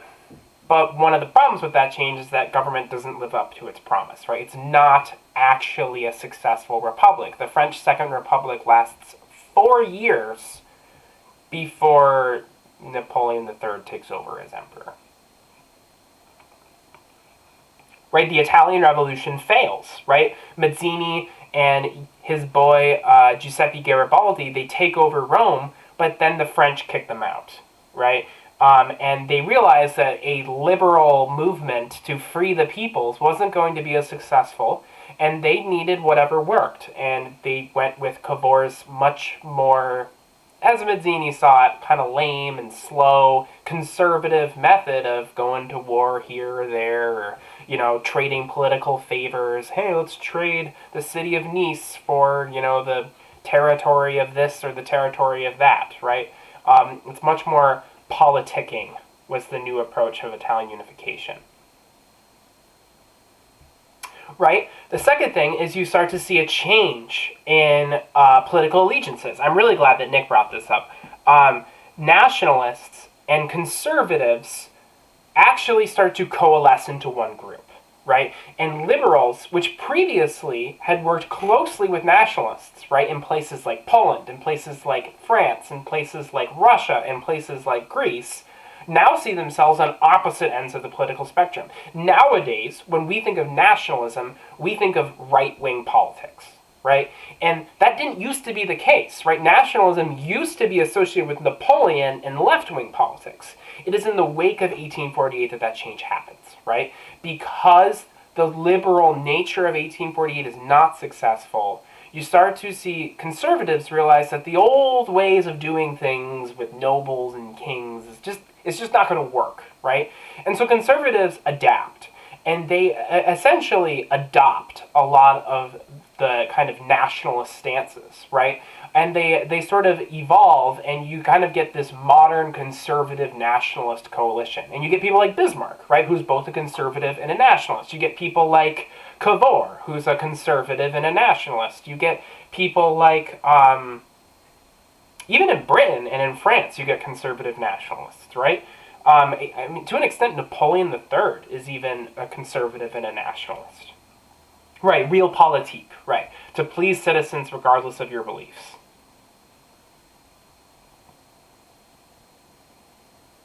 So, great. I'm glad. I think we did a good job on this. I think you guys are getting a good feel for it. All right, here's our last SAQ question. This one I do not have a cutesy picture to go with. This just not really, this doesn't lend itself well to one. So let's start with part A. Describe one scientific development in kind of the latter half of Era 3, 1850 to 1914, that confirmed an Enlightenment approach towards knowledge or nature. Tricky question. So think of something that happened in science, in the last kind of 60, 70 years here, that basically kind of squared neatly with the Enlightenment, improved, that the Enlightenment was on to something, and that kind of good old-fashioned logic and reasoning will win the day. This one might take you a moment, so I'll give you some time to think here.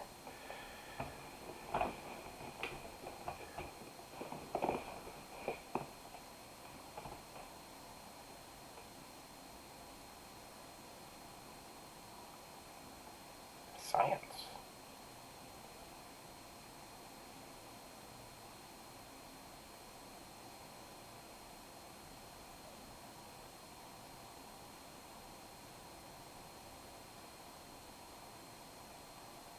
Sure, yeah, quinine.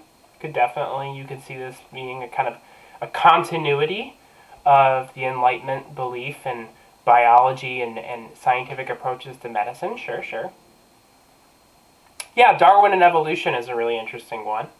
I definitely think that you could definitely argue that Darwin kind of squares up nicely with the Enlightenment because it suggests a very rational, logical explanation for why things are the way they are, right? I want to get to the theory of relativity in a little bit because that one's a little bit messier. And psychoanalysis, I'm not sure if I would do that for A. Aryan, did the Enlightenment end? Yeah. We basically would say that the Enlightenment ended with the Napoleonic Wars. It's hard to, like, come up with cool new ideas when a war's going on, you know? I would also say Freud probably doesn't confirm the Enlightenment.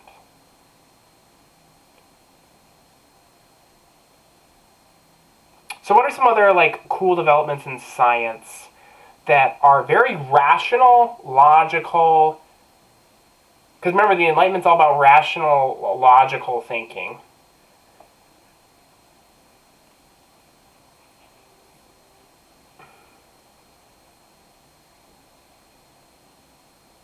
I don't know how much.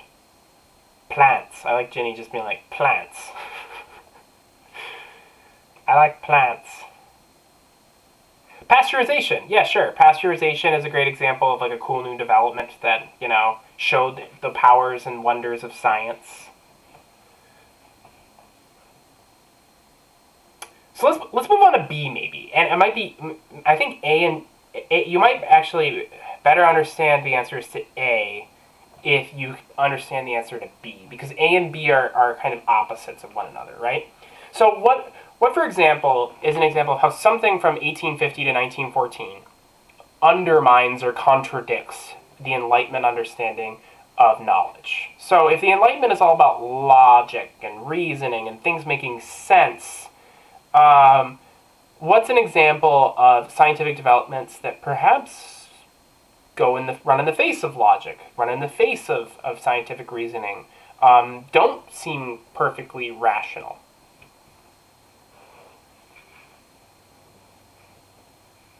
Yeah, I would agree with you, Arthi. I think Nietzsche is more of contradicting, the Enlightenment. Yeah, I'd agree with that. Oh yeah, germ theory is a great example of something that agrees with the Enlightenment, right? A very scientific way of understanding how germs are transmitted.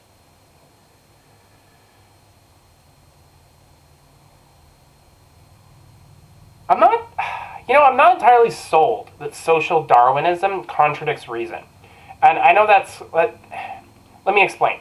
I think that social Darwinism is a great example of people using logic and reasoning incorrectly, right? They are placing a logical order on something where there isn't one, right?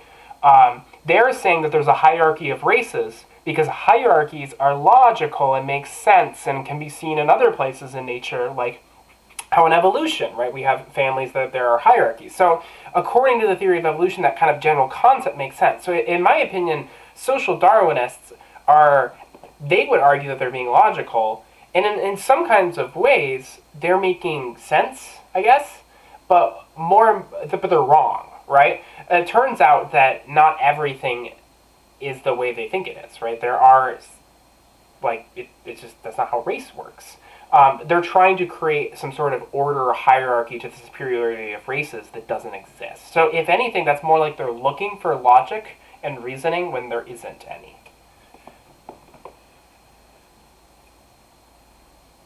So some answers for B: Freud and Nietzsche and Einstein. So let's break those down.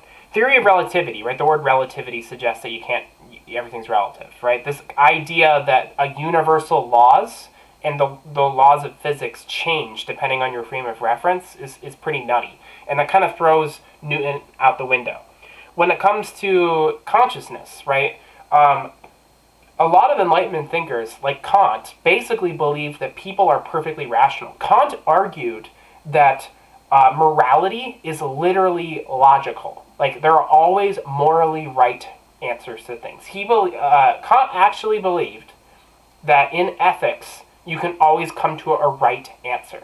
As in, whenever you ask the question, what's the right thing to do here, Kant could mathematically give you an answer, right? That's crazy, right? Nowadays, the average person is like, that's not really how morality works. It's, there's a lot more gray area there. But a lot of Enlightenment thinkers really believed that morality and ethics and logic could all be married together and everything would kind of make sense neatly and nicely. And Freud and Nietzsche kind of just are like, yeah, no.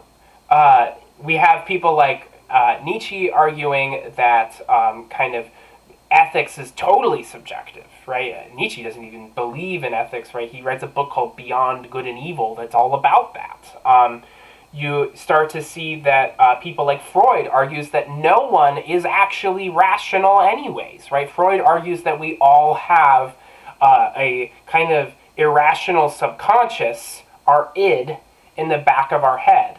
And although we may appear rational, that's our superego, right? The id is always going to pull us in subconsciously irrational directions. And actually, that has been mathematically supported, and it's also been supported by scientific studies in economics, right? I mean, the Nobel Prize for Economics just a few years ago was given to a guy who basically argued that people suck at being rational in markets, right? People don't make rational economic decisions all the time, right? People consistently overvalue things, undervalue things, make poor investments. And the truth is humans are just not perfectly rational. And this is an idea that's pretty groundbreaking for a lot of people in the late 1800s, because they wanted to believe, right, that there was this perfect rational order to the universe, and there just isn't, right? There just isn't. And we have science now proving that, and even now science in the late 1800s is arguing that things are complicated, right? That's not always very comforting to hear, that things are complicated, right? It's like when you come up and you're like, hey, are we dating? And she's like, it's complicated, right? You don't want to hear that. That's not great. It's not reaffirming. And I think that explains a lot of kind of the tension that's happening in science, right? Things are more complicated than people want them to be. People want those simple solutions, right? But it's just not how everything works. So, any questions on Nietzsche, Freud, Einstein, and kind of the rise of subjectivity, right? The rise of what I would like to call complicated science and complicated theories, right? When people going after rationality. I don't know if you guys have any lingering questions on that, because it's heady, complicated stuff.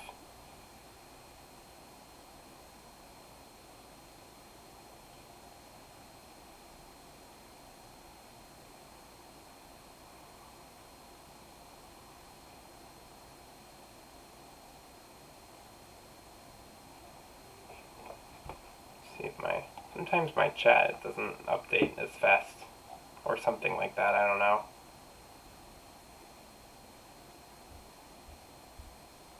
I'll answer some questions as they appear. If not, if there's no big questions on Freud, Einstein, or Nietzsche, we can move on. Final thing is just think about some ways in which science changes the economy. There's so many things you can put here. Basically, think of any scientific development that changes the economy from 1850 to 1914.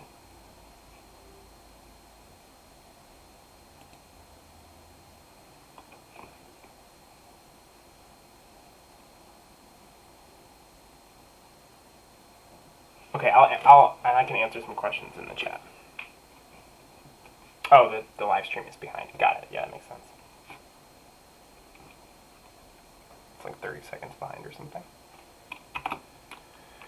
Okay. I can type out some answers in the chat.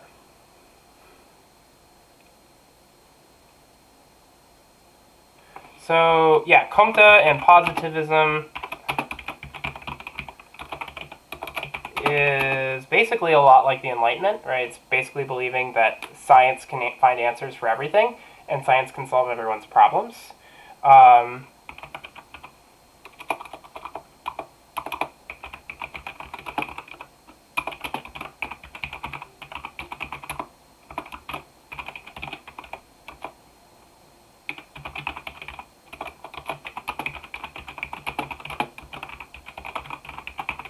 So utilitarianism even confirms the Enlightenment, right? Utilitarianism is basically this political ideology that believes that if we just were more logical and scientific in the way we approached even government, right, we would be able to allocate resources more efficiently and solve the problems of society. I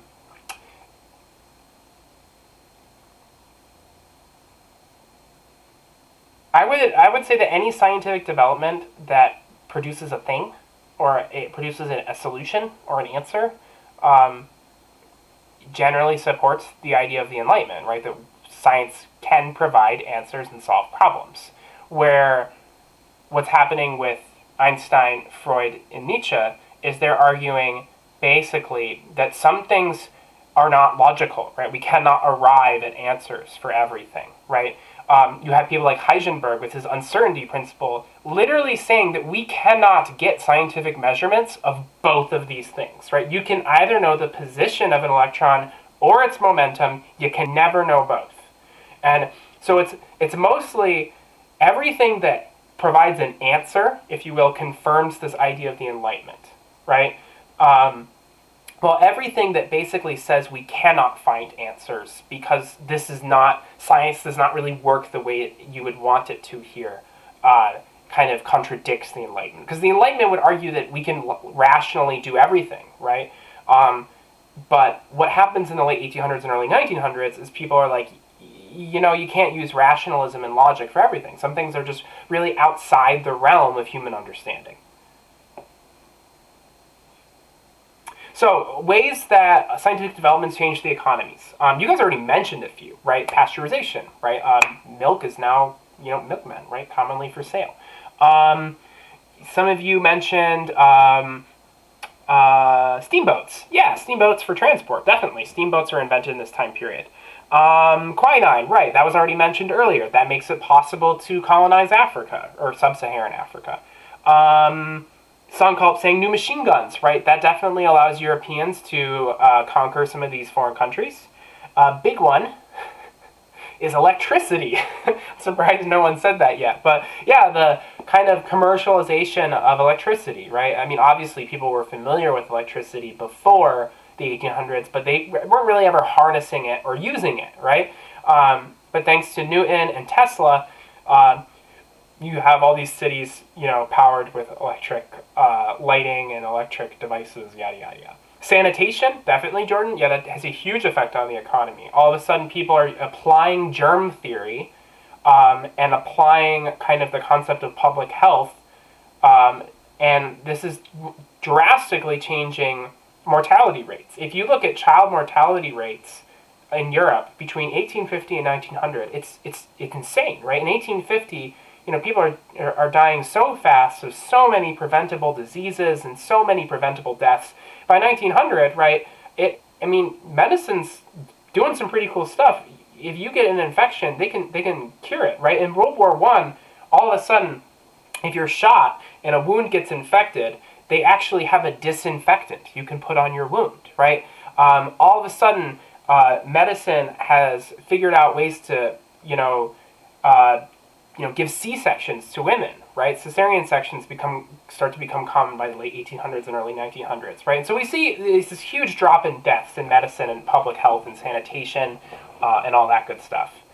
Telegraphs and telephones for communication, definitely. Jag, does new imperialism consist of mercantilism or capitalism? Definitely capitalism. Yep, definitely capitalism. Because new imperialism, well, it could be a little bit of both, I guess. But for the most part, capitalism. Because for the most part, what new imperialism is all about is making money, but also increasing your public image.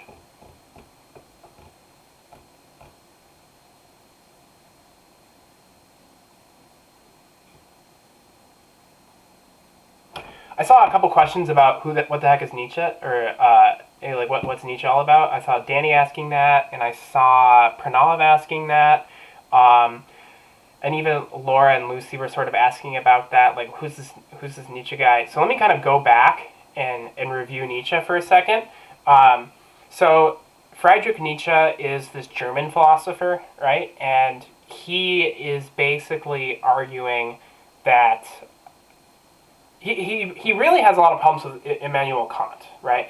His big thing is that ethics and logic cannot be applied to human behavior, really, right? We would like to think that ethics and logic describes the average human behavior, but he says that's not really the case.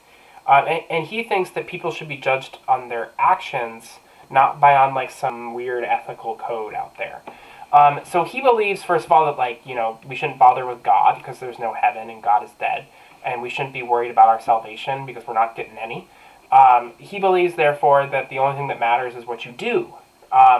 And this is really different because he's telling Europeans that there isn't some higher order, right, of logic and math and God that defines their daily lives. It's much more personal, right? It's much more about what they do.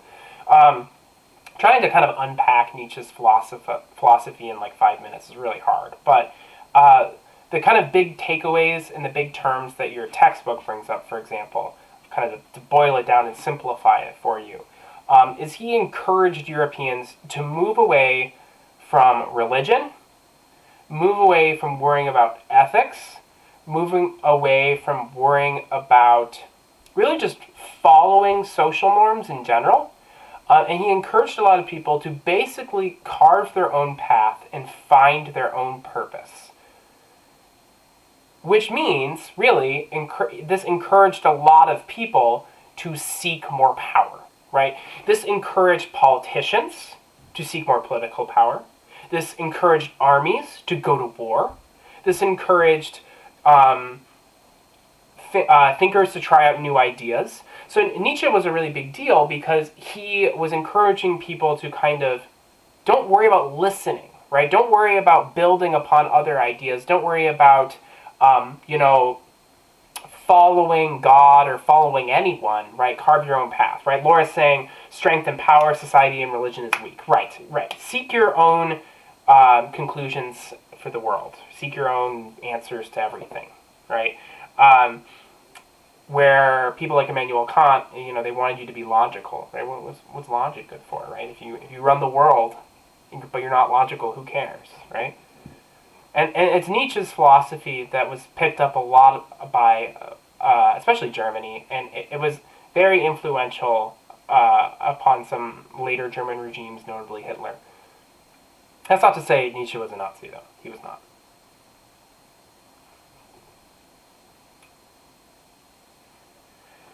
Nanami asks, how is imperialism different from previous colonialism? That's a really good question, and I'm not entirely sold that there's like a clear and obvious break. The biggest thing about new imperialism is where it is, in my opinion.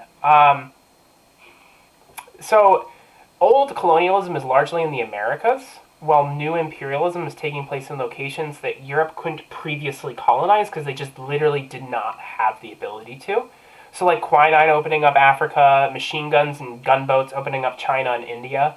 So new imperialism is in many ways more, it almost looks more oppressive. Because what happened in the Americas, right, was that the spread of smallpox and disease made it really easy for Europe to colonize the Americas, right? There wasn't as obvious resistance to European colonization. Where new imperialism, the resistance is really open, right? And the only way that Europe can colonize Asia and Africa is because Europe can defeat them in combat. And so it's a show of power. It's a show of strength. And that's why Isabel is saying in chat, right? It's about image, right? Where old imperialism or colonization or whatever you want to call it was also about image. It didn't exist in places where you saw a lot of open, obvious resistance to it. So I think like what we said for old colonialism was like what glory, God, and gold. Where new imperialism is more like money, power, and respect, right? It's much more political, I feel like. Yes, and Maria is saying, isn't new imperialism also about feeling good, about helping other races, right? About the white man's burden? Definitely, right? New imperialism is all done under the guise of Europeans uplifting the less civilized parts of the world, right? And this is not accurate, right? It's not like they helped out a lot of these places. There was a really interesting economic study done, was it 2014 or something, where scholars found that Britain drained something like $80 trillion in 2014 money from India over like a 300-year period. Like that's like an obscene amount of money. Like I can't even fathom what $80 trillion is like. But the concept here is that they're not helping, but they say they are, right? And they're justifying it all through social Darwinism, right? This idea that Europeans are superior, right? This all fits with Enlightenment era thinking, right? That Europeans are better because they're more logical, and they're more rational, and they're more scientific, and so that they should go help other people. And when those other people resist European advancement, is because they're stuck in their old ways and they need to be taught the right ways of doing things. And then you get genocides in the Congo, and you get famines in India, you get genocides in German Southwest Africa with the Herero, because this new imperialism needs to be enforced by violence.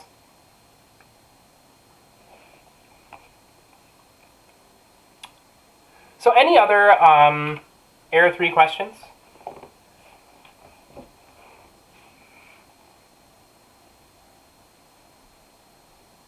We're coming up on the 2-hour mark here. I feel bad for those of you who are like, oh, I don't want to be here for 2 hours.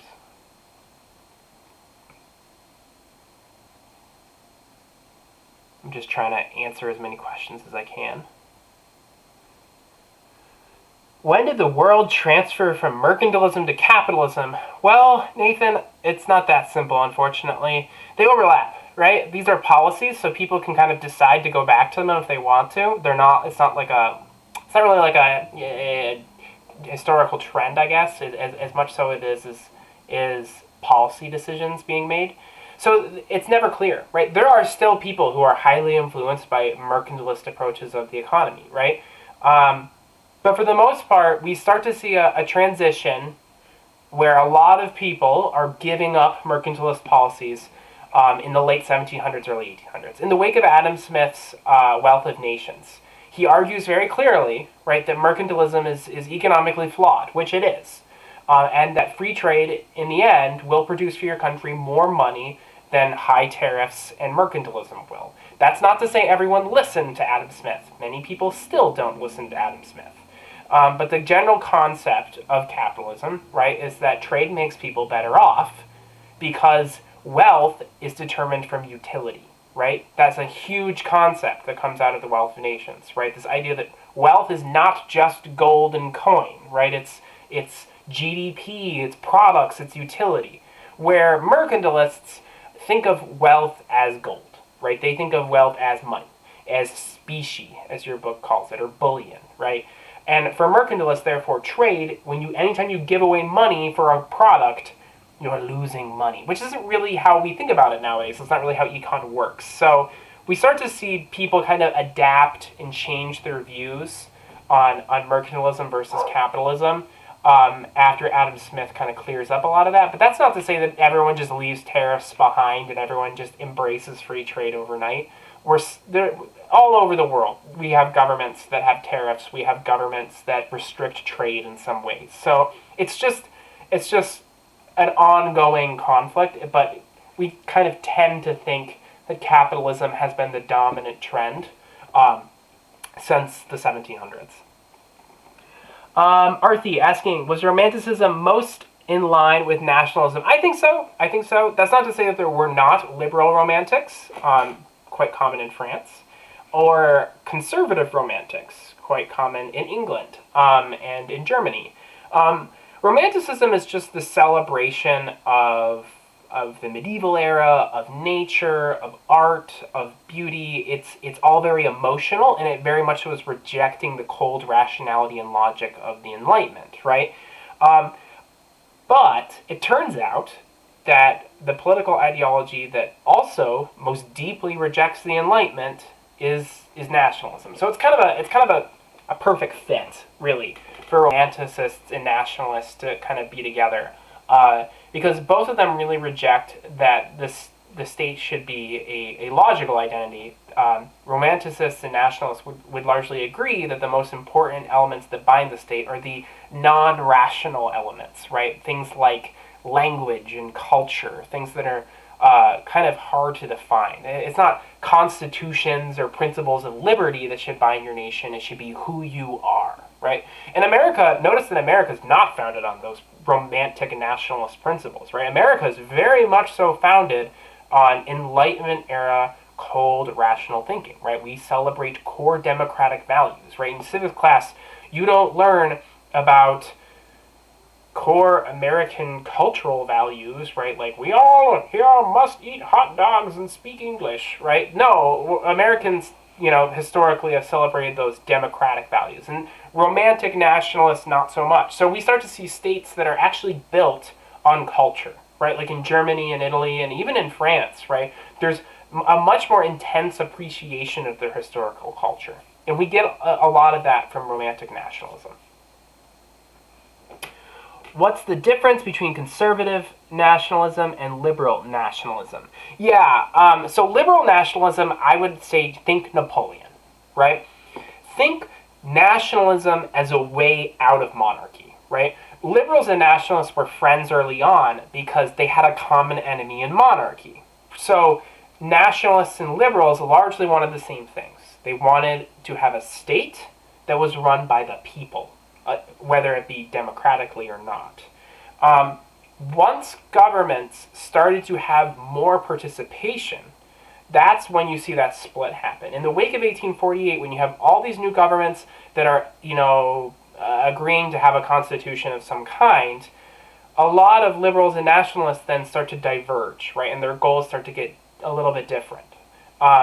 So the difference between, like, a liberal nationalist and a conservative nationalist might be that they both want an end to monarchy, they both want an end to kind of traditional repression, they want an end to countries being ruled by dynastic families that have no relation to their country, right?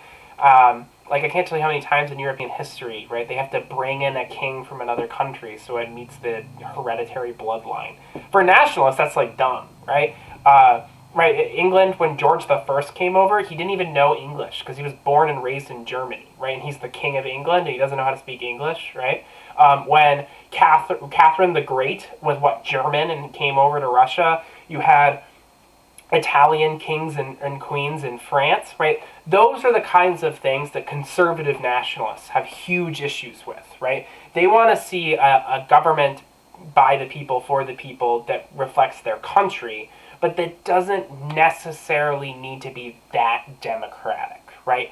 It has to listen to the people and reflect the will of the people, but it doesn't require voting.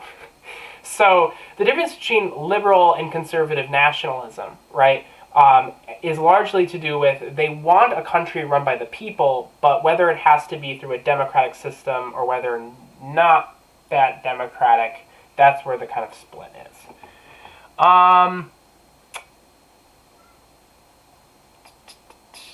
Italian unification, differences and similarities between Cavour, Garibaldi, and Mazzini.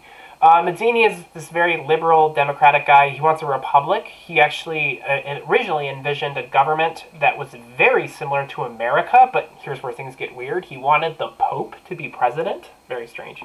Cavour is actually kind of more of the Metternich type. He believes that monarchy has an important role. He believes that the best kind of government is one that is very bureaucratic. He's wary of democracy.